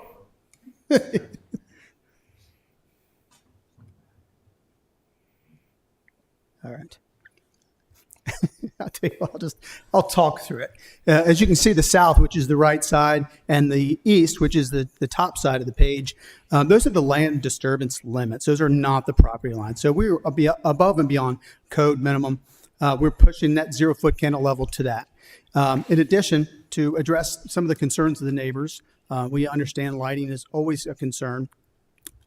We're using glare shields, which is really a premium product, where all the exterior fixtures will have a glare shield where they're not bouncing light off of the building. They're putting light where it needs to be. So if you drive by a building, most buildings won't have the glare shields, and it spills light off the wall, and it creates some glare. So we feel like it's a sustainable strategy. We also feel like it's an enhancement to the neighbors' concerns for those driving by. And then at the south is really the only adjacent property that has any residences. There's a couple residents. We're going to commit to lowering the light height from 32 to 35 foot above the finished floor. We're going to lower those down to 12 foot. Those also will have the lighting shields as well. So again, we're going above and beyond the building code or the zoning code that the town of Garner has. We feel like that's addressing some of the neighbors' concerns. As far as the conceptual building elevations, we are replicating what we found to be very successful in our Garner Business Park. It's fully occupied. We got 5 buildings, all fully occupied. We feel like this is a premium prototype from our Nair prototypes. Some of the enhancements include breaking down the mass of the building vertically with horizontal paint lines. So we have a minimum 3 different colors. So we have a base, middle, cap, which is also breaking that mass of the height. In between the paint colors, we're going to introduce a formed reveal in the panel itself. So we're not just going paint to paint. We feel like it's more graceful to go dark color to light color in a reveal that's in the panel, which we're showing there. And then we're introducing some other horizontal bands as well to add visual interest, add shadow line, and break that mass vertically. Horizontally, we're breaking the mass. We don't want to have anything more than 50 foot of uninterrupted mass. So we've got vertical reveals. We've got panel laps. We are offsetting the tops of the panels and introducing different colors as well. And then we're enhancing our entrance features with full height curtain wall, with architectural metal panel canopies at our entrances, so that defines the entrance, also provides a weather break for those that are coming in. And then we also, as we've talked through our conditions, we're going to put a brick form liner on either side of the entrance to just add that texture, add that scalability for the user. And that's consistent with buildings 1 through 5 if you drive through our business park at Garner 5. Base, middle, cap colors, enhanced entrances, brick form liners at our entrances, and metal canopies, which we feel is a really nice composition. So it's really one of our premium prototypes, and we feel like that's addressing some of the concerns of the neighbor, and we feel like it's a good fit for this. I think this is a building rendering of just showing how that brick works at the corners. That shows some of the entrance enhancements. You know, the last thing we ever want to do is make a building look like it just fell from the sky, like Wizard of Oz. We want to make sure that it's enhanced, that it feels like it's part of the land. And so we've taken some care in doing that by breaking the facade up like we demonstrated. With that, happy to answer any questions. We have civil engineering and we have Andrew as well. Okay, thank you. Do we have any questions for the applicant or for staff? Mr. Carson? I got a couple questions, but I want to start with a couple comments. I really like what Nair has done across from Camping World and how they've developed that property and kind of have it all hidden, and the parts that you do see are lovely. I like the fact that you guys are proposing to install the lift station, cover that. You're controlling light pollution on the adjacent property lines. And your setbacks, 170 feet and 300 feet. I commend you on that. Part of it's due to topography and wetlands, but to keep those buffers there, I think that's very important. I do have two questions. So on the meeting that you had with residents, and I'm looking particularly at question 13, they were talking about the detention pond will be designed for the 1 and 2 and 10-year storm, but in your presentation you had 110-25. Is it the 110-25-year storm? Yes, the Garner requires that it meets the 25-year rainfall event. Also note that the 100-year storm passes through the structure, so the emergency spillway is not activated, so you don't have a ton of water spilling over the berm into the wetlands. It's all through the structure. So essentially the pond is a little larger than it needs to be, kind of an extra measure as an engineer. The last question I had, you are preserving 61% of that land, so 21 acres is going to be preserved. In your presentation, I thought I heard you say it was 40-some%. Which is it? Are you preserving 40-some% or are you preserving the 61%? The 48%. Okay. Yeah, of the total site area. Okay. That's all the questions I have at this time. Mr. Bourne? Any other questions? No, I don't. Ms. Phillips? No, I don't. Ms. Fisher? Is there a sidewalk? I know in this picture, I know this is like there's not. Oh, no. Oh, okay. There will be sidewalk that goes along Guy Road, so that's Gotcha. part of Garner's major collector profile. And then we'll have internal sidewalks that will connect to the public right away. At least one connection will be ADA compliant. Just maybe to clarify.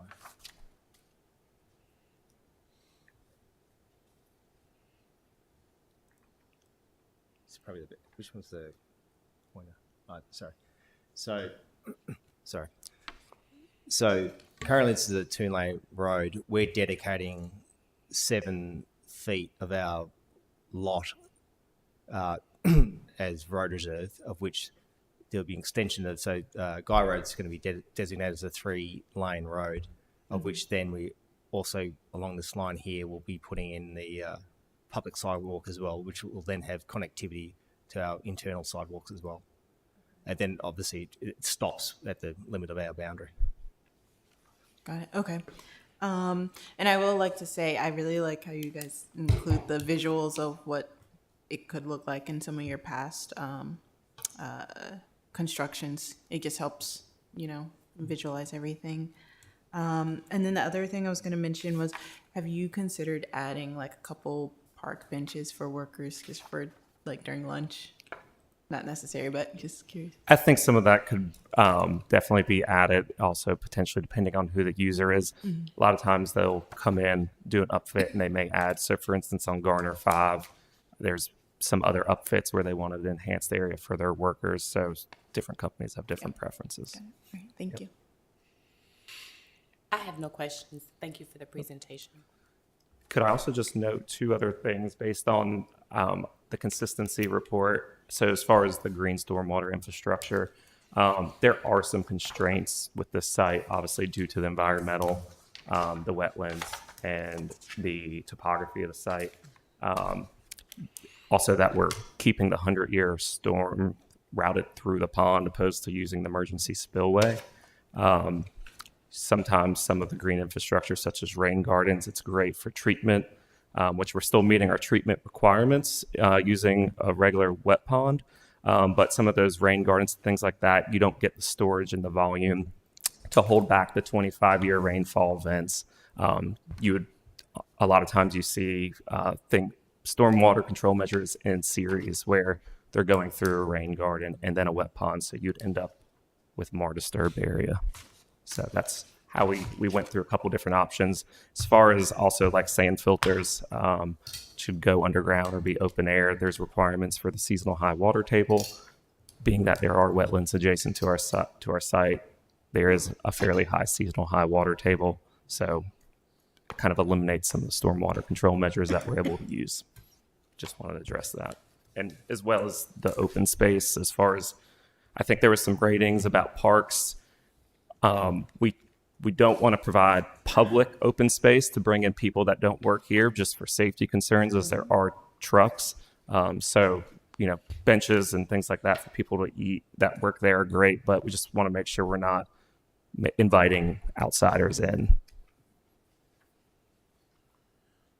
Thank you for that. That actually you answered potentially my next series of questions, so I guess I don't have it. I appreciate you clarifying that and your reasoning behind it, and that you thought about it. I think it's sometimes important for us to understand that our applicants are thinking about the situations that might be on our site besides just ignoring it. Mm-hmm. And so I appreciate that. I can't speak for the whole commission, but I appreciate that.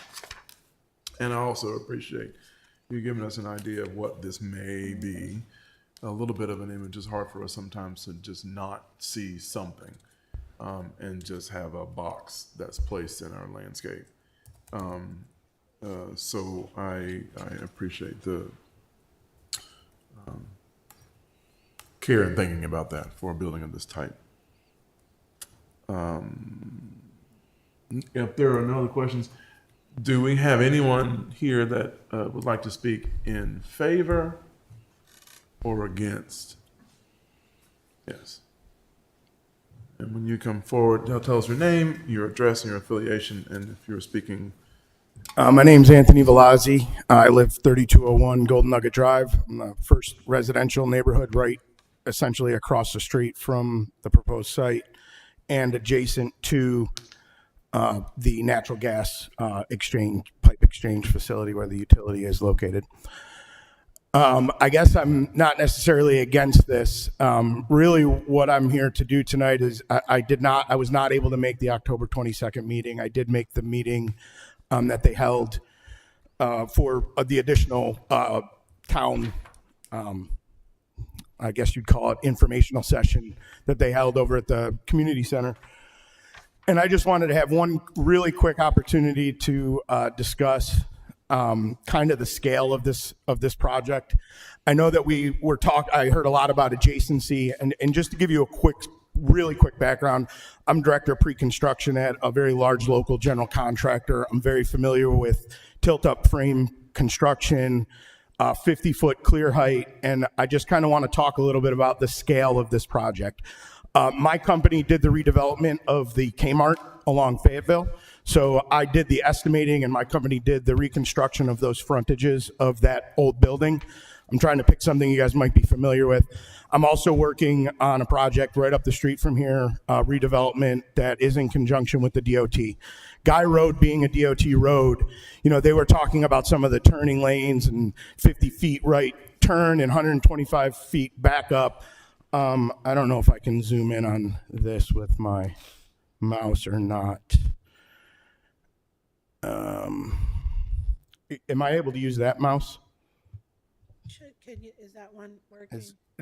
I need to use the wheel. Oh, Yeah, I okay. need to use the wheel. Thank you. I should be able to get what I need to do here. Okay. So I did a quick 3-dimensional model of this site on this property, and Mr. Triesenberg was correct. It was a laydown area for pipe. It was rather new. It was a fair nuisance on us with traffic coming and going in the mornings. What I've done here is I simply laid out 32 tractor trailers on Guy Road, and it backs all the way up to 70. I hear a lot about how the park across the street has been very successful, and I would agree it is extremely successful. There is also a stoplight, and it is a park for trucks to pull into, and it is directly on Route 70. If you look at the overlay district of Route 70, this property falls well outside of that overlay. And I understand that the future development is meant to have adjacency to highways. I have two pretty significant concerns. One is a 50-foot tall structure next to Guy Road is rather significant. Two, 125-foot turning lane would only allow for like 1.5 tractor trailers to back up.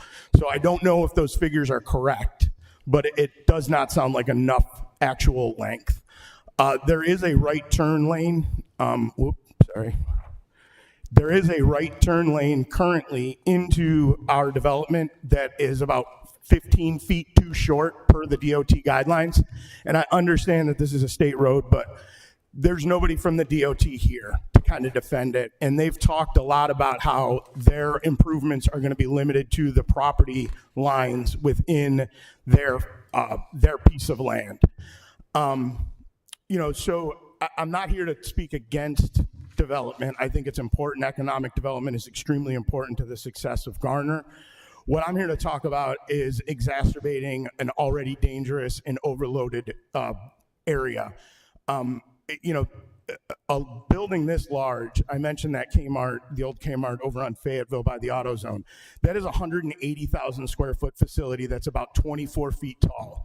They're proposing a building that is 60,000 square feet larger, 20 feet taller, and about 180 feet closer to the road. And I think putting that in a magnitude of what it actually does to the area is pretty significant. My biggest thing is I'm asking for two things. One, that we do nothing. We're about to have 70 get widened for that full length going from 40 all the way down into Clayton. That is on the horizon, about to happen.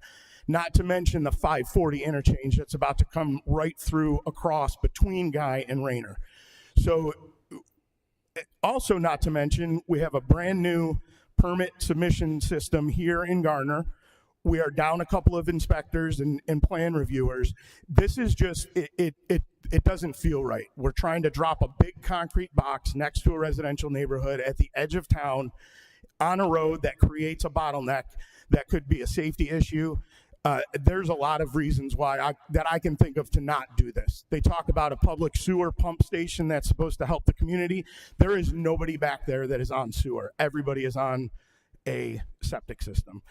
And the one utility, and they said it when they opened up, was everybody's on well water. There's no town water back in that way. So we're going to take one of the largest green spaces adjacent to this residential area where water is absorbed into the soil, creating a healthy water table, and we're going to cover it with roughly 8 to 10 acres of concrete. And I just want us all to think about this before we do it. I don't feel like we need to be in a hurry. This is one of the best sites left in Wake County. Trust me, I've done work in Holly Springs on the Yield 2.0, Yield 3.0, which is done by Crescent Communities. Huge PGMP facilities. We had to, the owner had to redevelop over a mile of roadway off-site in order to keep traffic flowing properly, just so that those sites can develop. I've also been a part of projects in Knightdale where the zoning was not allowed. These facilities for other developers was not allowed to happen because it just did not fit the local community. So I'm not against change. I'm not against this turning into what the future use is, which is, the light industrial. But where I kind of get hung up is they made it a future use possibility. Why not make it light industrial 6 years ago in 2018? And that's because they wanted you all to have a chance to look at what's coming and make that choice when the time was right. I'm asking, please don't do anything with this open area. It's one of the nicest, flattest, least expensive pieces of land to develop. I can tell you I'm putting millions of dollars worth of retaining wall in just to make certain sites work. Right across the street, they had to spend millions of dollars on site development in order to make that land flat enough and proper to build on. This is a perfect site. It does not get any less expensive than developing this site. You heard them talk about not wanting to disturb land and not and be able to have that 25-year flood retention system.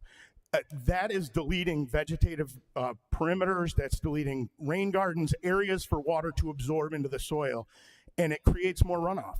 Yes, it does not, and it may not disturb other area, but there are consequences to all of these actions, and I think that they have done a good job for a large-scale tilt-up.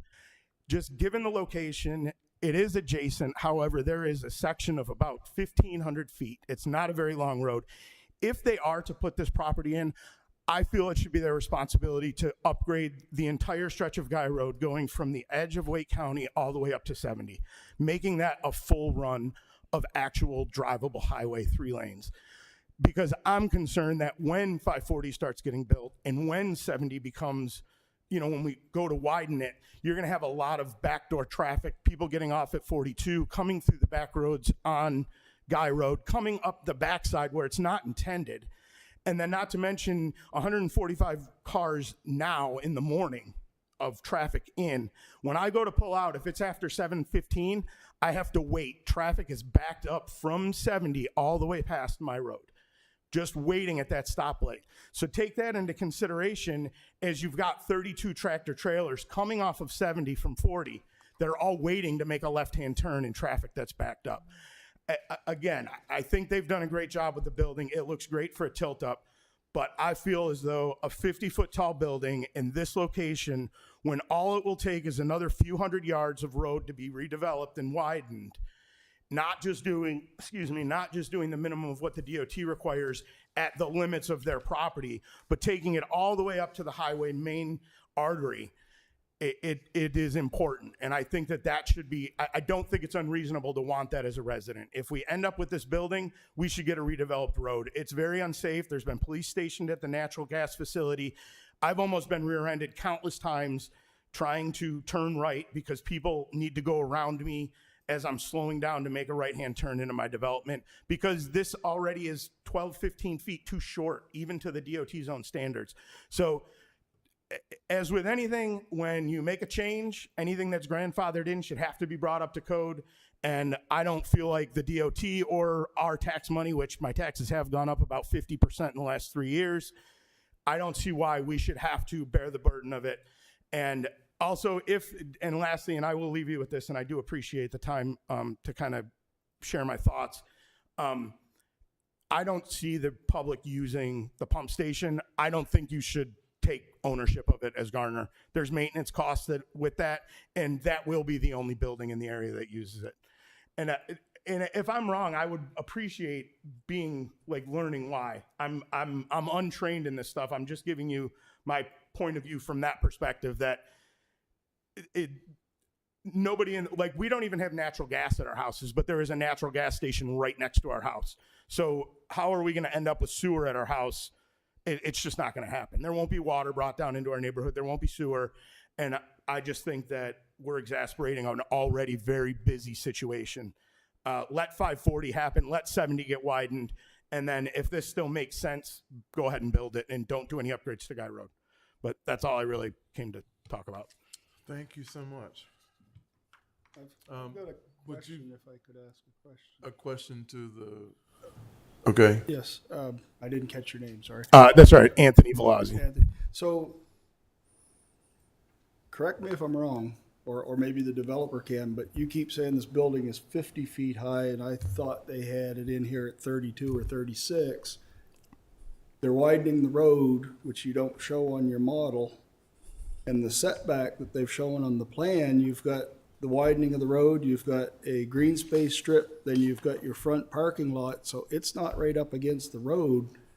So, and this is a question maybe for the developer and for you, but the model doesn't appear to be what's here now. Is the plan correct? or is the model correct? Because it looks like. Oh, the plan is correct. No, I will definitely admit that the only thing that is scaled on that plan is the height of the building, the size of the tractor trailer, and the footprint of the building. I didn't perform a survey or understand exactly what the setbacks were. And I pulled the 50 feet. I thought it was 45 from the public meeting, but they said 50 about 25 minutes ago, that it was going to be 50 feet tall to allow for a parapet cover. Now, maybe there's a 32-foot clear inside the building or 40-foot clear, but my understanding from what I just heard them say was 50-foot tall, with some pretty painted lines to make it not look so tall. Well, let's let our developer respond. Yep. And then we can have some final discussion. Thank you. So the 50-foot is really a 50-foot maximum height in the zoning regulations. I don't think we ever called out a 50-foot building. I don't think we would build a 50-foot tall building. We are building a 36-foot clear building. It's 310 foot deep. It's a 1/4 inch per foot slope roof, which yields a 42-foot tall wall at the front. We are varying the height, so we'll probably raise that 2 or 3 feet at the corners or at the entrances, but we will not hit 50 feet. The setback is grossly misscaled on the drawing for intent. It shows a black roof or a white roof. It shows flat red, dark red, with no features at all, which we understand that's important to break the massing up, right? Vertically and horizontally.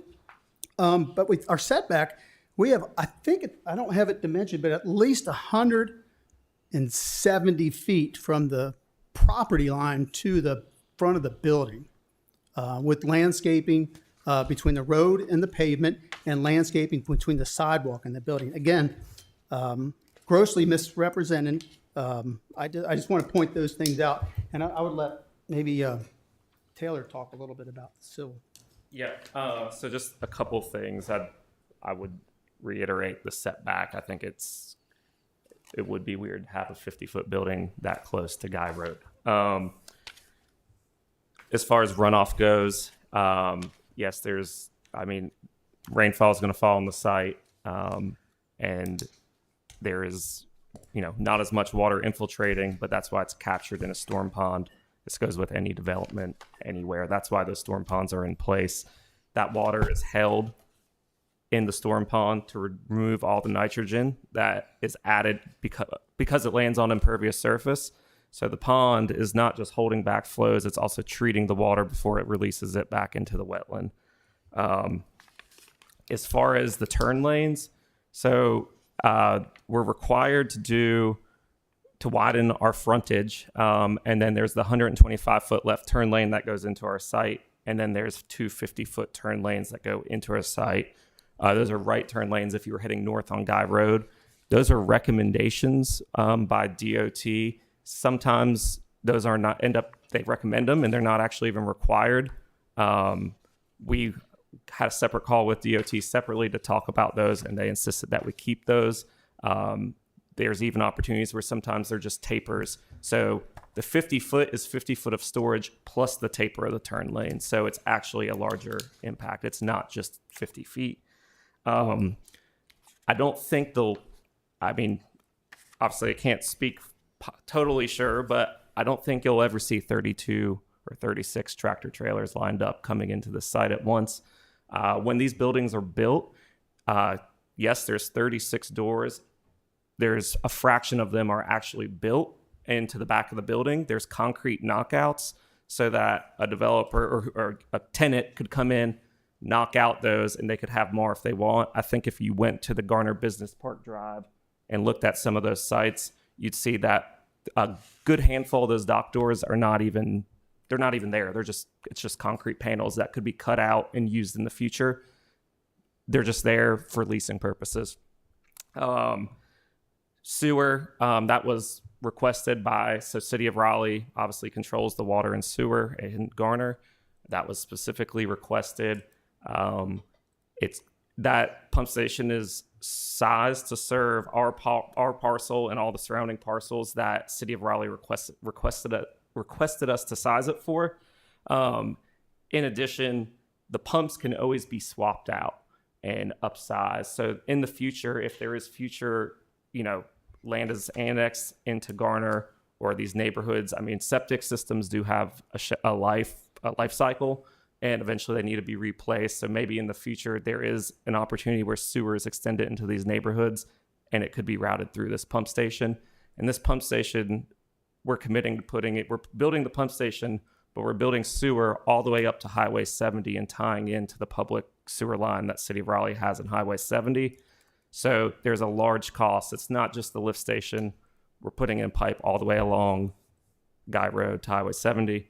We're also extending the water line south from the property to the north of us along our whole frontage so that it could in the future also be extended further into other parcels or other frontages. I think that hits everything I just wanted to respond to, and I appreciate everybody's time. And if you have any questions for me or either of us. Yeah. Sure, just one more minute. And I do appreciate that the drawing that I put up there was not to scale, and I do appreciate that it was grossly misrepresentative of the color, but I didn't really put it up there for that. And if it wasn't ever going to need 32 tractor trailers on the road, then why have the knockouts? The point of why I'm here right now is really just to talk about the roadway, everything that's going on in Garner, and the fact that it does not fit the vision. Now, having a warehouse, if this were an area of, let's say it's an ice skating rink, or it's something that actually gives to the community, I wouldn't even have shown up tonight. But if there is a list of buildings in the world, the least interesting, cheapest to build is a tilt-up warehouse. And that's what's being proposed to be put right outside my neighborhood. And so obviously I've got negative feelings toward it. With that said, it's not too much to ask that Guy Road be redeveloped and widened all the way up to 70. It's a hazard, and they talk about 50 foot, not including taper. A tractor trailer is 90 feet long. The typical semi trailer is 90 feet long. So you do the math. There's really not enough room on that road to stage or have any backed up tractor trailers. The park across the street has a stoplight, plenty of room on 70 for trucks to back up and turn in at the stoplight. This is a one-off. It's not part of what's going on across the street, which I very much agree with. It's thrown in across the street on a very developable piece of land, and it's not the net positive to the community is not there. It just is not there. So thank you. Thank you very much. Mr. Triesenberg, our existing site conditions for that site right now is considered to be, what is our existing zoning right now? At rural agricultural for that? Yep. Right? Yes. Yeah. And then the surrounding Surrounding is going to be a mix of industrial and more just verify that for me, Ms. Joseph. It's light industrial to the Right. north, and then commercial mixed use to the northeast, and then it's Wake County R30 zoning to the south. And the property just to the north, that's currently a warehouse, that's a pipe supply company? That's about a tenth of the size of this building. Thank you. Just to verify what we're looking at, our existing zoning. Yes. So the site here, the 33 acres, is rural agricultural, and then you have the light industrial conditional here, just adjacent to it, and then fronting US 70, you have the CMX district, and then these are the residentially zoned parcels here, and I believe these are R30. Wake County. And just one question for staff about our roadway improvements. Is Guy Road on any of our roadway improvements at all? I mean, this is also part of we're Wake County, right? Yes. So the Guy Road is a state maintained road. It is part of the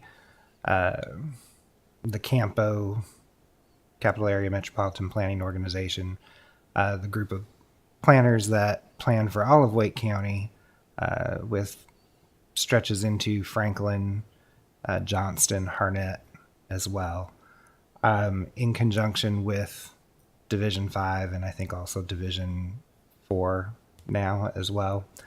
In that MTP, it is slated as a 3-lane facility going forward into the future based on the modeling that they have for the entire system and plan, which includes 540 and all of the other projects for widening, et cetera. Yeah, so the UDO can require the frontage improvements as well as anything that comes out of the TIA. We are not allowed by state law to require additional road improvements that are not directly tied to the impact of a particular development. So that is a limitation that we have. DOT does their review. They have a little more leverage in certain cases for those off-site improvements, but we rely on them largely for that input and suggestions and sometimes requirements. Just wanted to just make sure that we have some clear knowledge of what's coming future for Guy Road. Yes, I mean what you're looking at as far as in Wake, in the Wake County portion and Garner's future portion, there's a little bit more that could happen. Eventually maybe some redevelopment on 70 would be nice.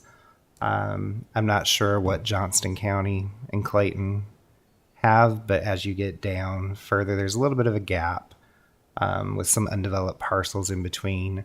But as you get further down Guy Road, closer into Clayton, then it is pretty much just suburban neighborhoods. But admittedly, there's a lot of traffic on Guy Road because a lot of people do use it as a shortcut, maybe, to get to 70 and eventually on to both 40 and 540 eventually. Okay, are there any other questions for staff or for our applicant?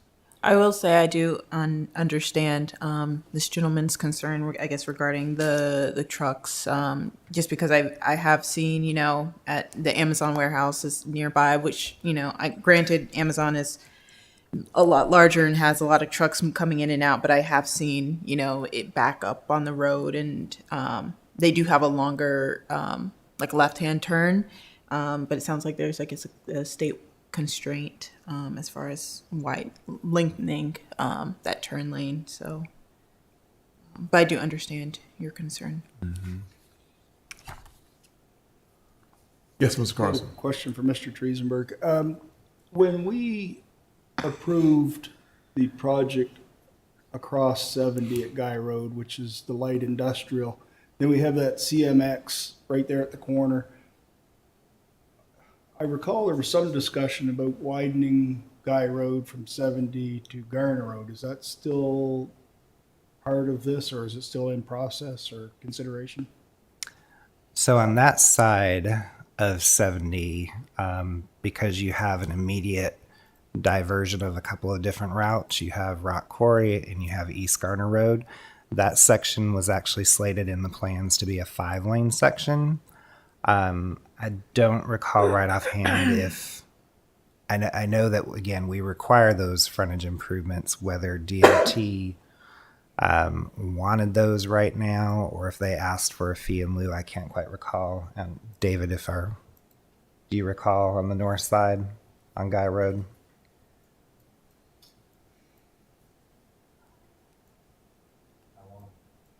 I think they did. I think there was perhaps it was a Raleigh water line extension that I'm thinking of that was done as a fee in lieu. Okay, thank you. Mm-hmm. Okay, well, if there are no other questions. I will just make one other observation for the benefit of the commission. please keep in mind that this is a tier 1 request. So any drawings that you've seen do not accompany the actual rezoning request. So what you are considering is just the conditions that have been presented that are in writing. So if there are concerns that you would like to ask if the applicant would address, given that they have shown you some exhibits, now would be the time to ask for those if you feel that they are important to the future site plans that would come down the road. So just as an example, I'll throw out, the front setback. The zoning district only has a minimum requirement for that setback. If you feel that the front setback is important to be wider, then the only way that you can guarantee that is with a condition that commits to a larger front setback. Again, because those drawings do not accompany this request. If it were a tier 2 request, they would, but this is a tier 1, so it is only the written conditions. I've got a question then for the developer, because you do state the setback along Guy Road can be up to 170 feet. So as a condition, would they agree to that setback of 170 feet?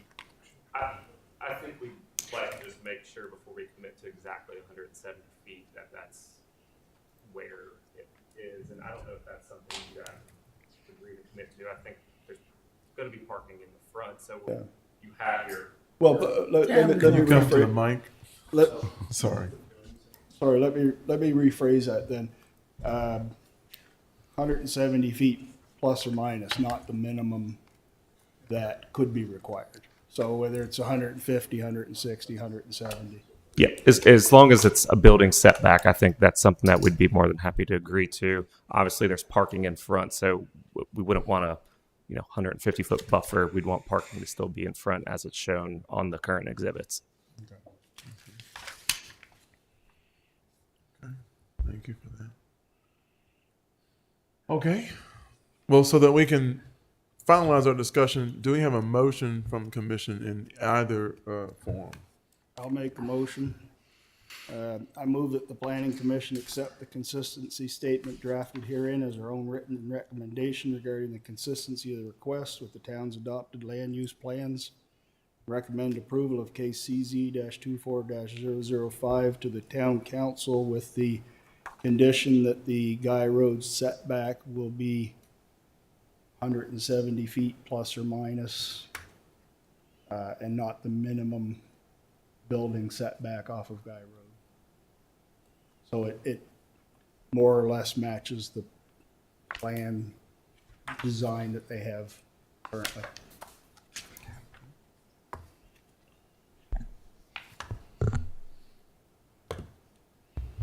Do we have a second? I'll second that. Mr. Bourne? We have a motion and a second.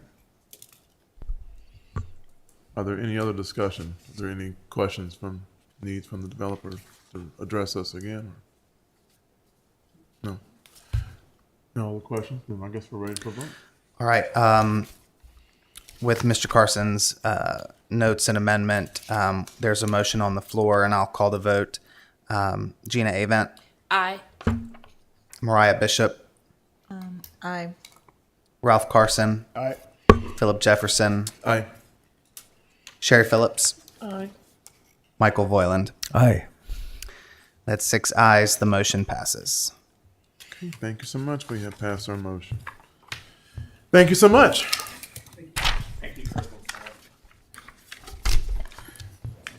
Last on our agenda is our Wake County Hazard Mitigation Plan. You want to review with Mr. Triesenberg Yes. briefly? I don't have any formal presentation for you tonight.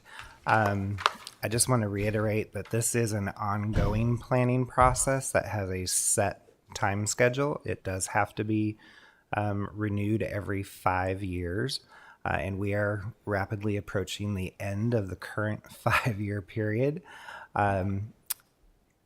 15 years ago, each Wake County municipality was doing their own plan.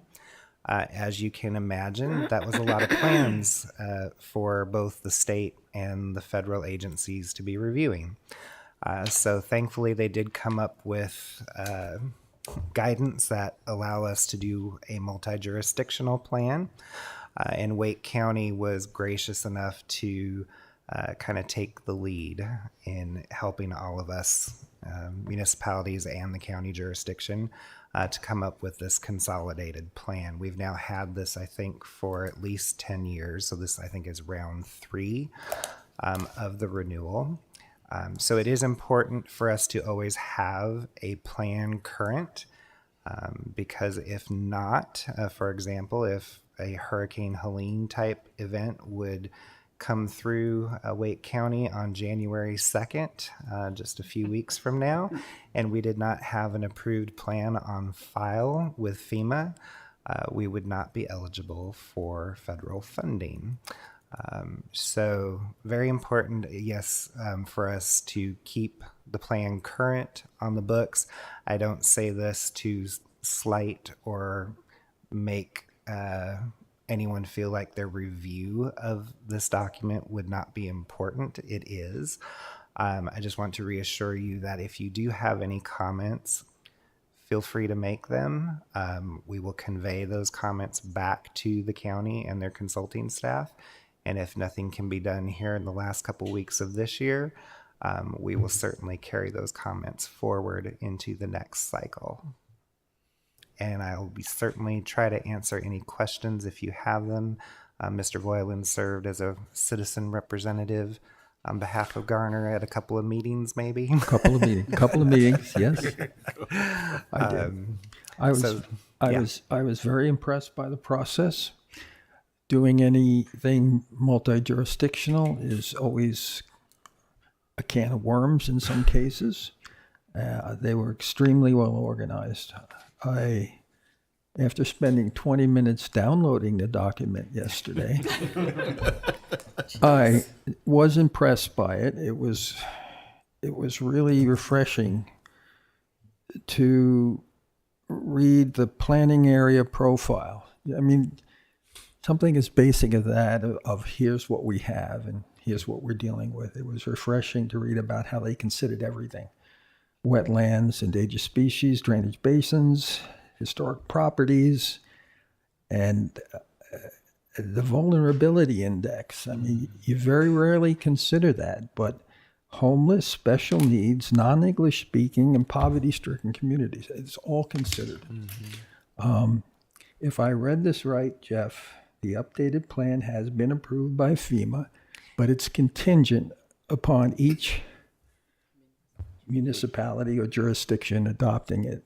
And that's Correct. What you're asking us to do. I mean, yes, we're asking you for a recommendation to the town council to approve it.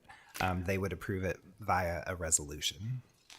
I'm willing to make a motion that this be approved. I just have one question, if we could have that answer first. Mm-hmm. Not that it's going to change anything, but on page 446, under dam failure, they have 4 dams listed in Garner as poor, but they have no EAP in place, so no action plan. Is that something that it'll get approved in this draft form, but is that something that the town is working on in conjunction with FEMA or some other entity to? Right. It's a, you know, it serves as a good, hey, keep your eyes out. Certainly when we have redevelopment requests in that area, then that comes to the forefront. When it does get to a certain point, I believe, you know, the state agencies would step in with the current property owner to address it. I think there actually is probably another level beyond poor. So if it would get to like a critical kind of thing, there would be, you know, either I think the state agency would step in then with the property owner, I believe is how it works. But this document does help at least raise the awareness amongst those of us in the development departments to be aware of what's out there and to watch out for. Okay. And I had sent in an email, copied everybody, but Yes. if you can relay those comments in Absolutely. whatever that final draft is, and I'll second Mr. Voiland's motion. Okay, well, I guess we technically have a motion and a second. That's formal. The motion is we are recommending approval to town council, correct? Yes. That's correct. And we have a formal second from Mr. Carson. Mr. Carson. Mr. Carson. Formal second. Second that. Thank you. For our record. So there's a motion on the floor to recommend approval of the Wake County Hazard Mitigation Plan to Town Council. I'll call the vote. Gina Avent, Aye. Mariah Bishop, Aye. Ralph Carson, All right. Philip Jefferson, Aye. Sherry Phillips, Aye. Michael Voiland. Aye. That's 6 ayes. The motion passes. Thank you so much. Our motion is passed. And of course, if you do have additional comments, please feel free to send those to Jeff. I know that I'm Yes. still looking over a lot of it. And, Yes. Yes, and they do try to meet. They do try to meet as a kind of a county at the staff level, at least once a year, to review and just kind of touch base on, particularly on the action items and any progress that's been made. So. Very good. Okay, reports from the planning director. Mr. Triesenberg. All right. So since the last meeting, just 4 items to update you on. We did hold a public hearing for rezoning at the future Jurgen Park site.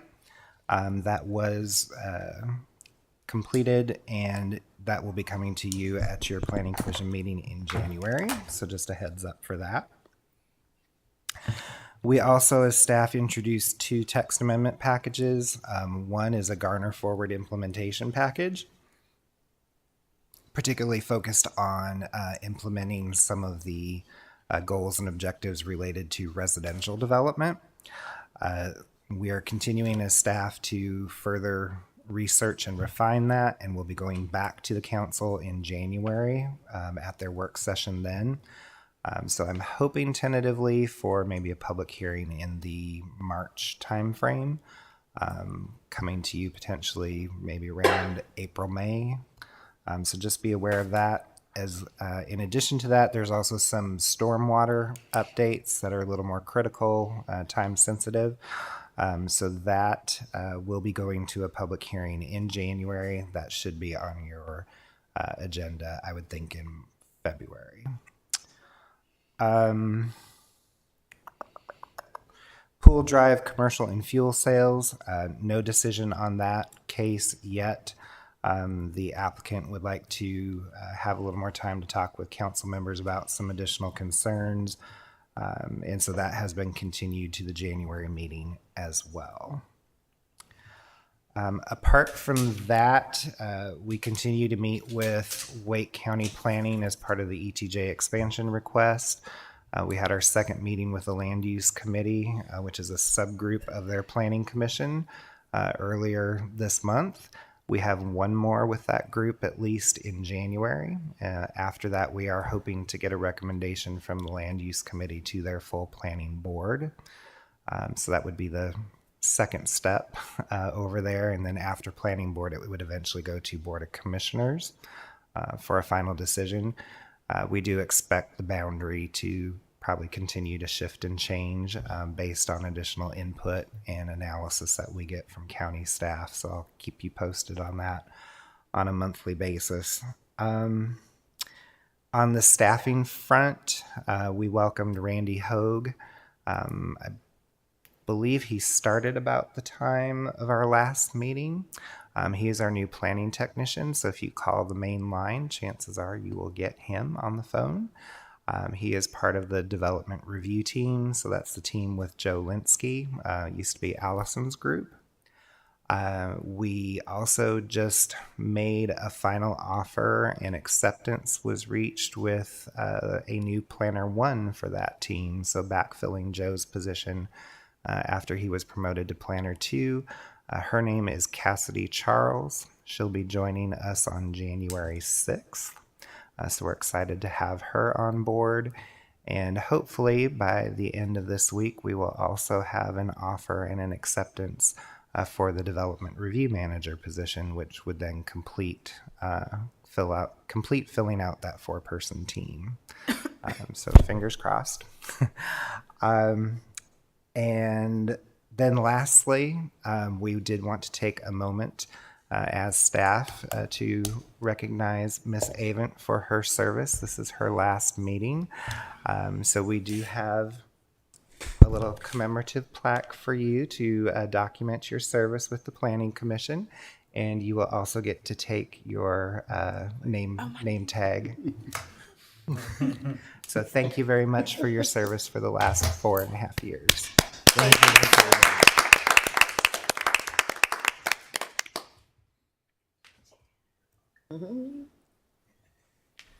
Thank you all. It's been an amazing experience. I just want to say, what I got, 1 minute. You take as much time as you need, Ms. Avent. I joined the commission with Mr. Boylan and Mr. Jefferson. I was one meeting after them when they first got installed. So it's been an amazing ride, guys. And I've enjoyed working with Mr. Carson and Ms. Phillips. And then my new buddy over here, my new roommate, Mariah, sits next to me. And just the staff, Terry and Aaron and Jeff and Thomas and even John, who's not here. I have really enjoyed you all, and thanks for everything that you all have done. I've learned so much. I was telling Mayor Gupton earlier that I've learned a lot during these 4.5 years about our town, about the resources, about what we do for our people, about the interest in what goes into making our town the town that it is. And so I just thank you all for the experience and for the opportunity and for helping me. So thank you all. Thank you so very much for being a part of this commission. And thank you for staying a couple extra months as they were looking for a replacement for you. Yes. It's been a pleasure to work with you on the commission, for everything that you've brought to it and shared with us. And now you can apply for your planning commission pension. So. Give me those papers, Jeff. You will be very missed. Your voice will be very missed. And please keep us updated on things that you think is important. You may still be reached out to for Yes. feedback. Especially with the ETJ inclusion coming up. That's my house. That's right. I'm included in that. Expect So to you hear may from see you. me again. I expect so. Thank you so much for your service and for your time. Thank you. You're very welcome. We will miss you. And we do have a new member, Mr. Ben Mills. I believe he was here earlier this evening, sitting out in the audience. We encouraged him to come and sit and listen in for as long as he could, but he'll be joining you next month in January. One other comment. When you brought up the pool drive fuel application, when they had their meetings for that development with the public, it was brought up that there was an abandoned vehicle that was there. And at that meeting, they had stated that they were going to take care of it. And since that last meeting, I've gotten 2 complaints that vehicle is still there, broken down. I was wondering if we could just refer that to enforcement to have them take a look at that. Yeah, I mean, I most certainly will. I'll check in and see what the status is on that. There are processes that have to be followed, but I'll check in and see what's going on. Thank you. Thank you. Okay. Any planning commission? Mr. Voiland. Meeting would not be complete if I didn't say something about the VA clinic. VA hospital. This is just an observation, Jeff, because I travel Rand Road past it every day, if not once or twice, more than that. The DOT put in a concrete diverter or barrier that prevents cars to turn in left into the VA center off of Rand Road when they're heading west on Rand Road. Correct. It's narrow. And when it was first put in, many drivers slowed down, not thinking they could fit. And I watched more than one school bus drive over it. I'm just offering that as an observation that it's really tight. And I'm just wondering whether it was all done to DOT code. Okay. We'll check on that. Yeah, you said that's along Rand. Rand. Okay. There's a right turn only into the VA when you're heading east Right. on Rand. But to prevent cars who are heading west on Rand from turning into that exit, there's a low concrete barrier. Okay. But it also affects buses turning out of Rand Elementary. Okay. And some of them, maybe they were new drivers, but some of them didn't make it. So they drove over it. Okay. Just an Yeah, observation. We can definitely look into that and make sure. I know they're still rushing, trying to get everything kind of finalized I know. out there. Yeah, so you can tell. but we'll definitely look into it. Thank you. Thank you so much. Okay, well, happy holidays to the commission. Yes. We will not see each other until January, so please, if you are traveling, please stay safe. And as I tell my students, take care of your hands, fingers, and toes as you travel. Come back in one piece in January, and thank you for your time. We will be in adjournment.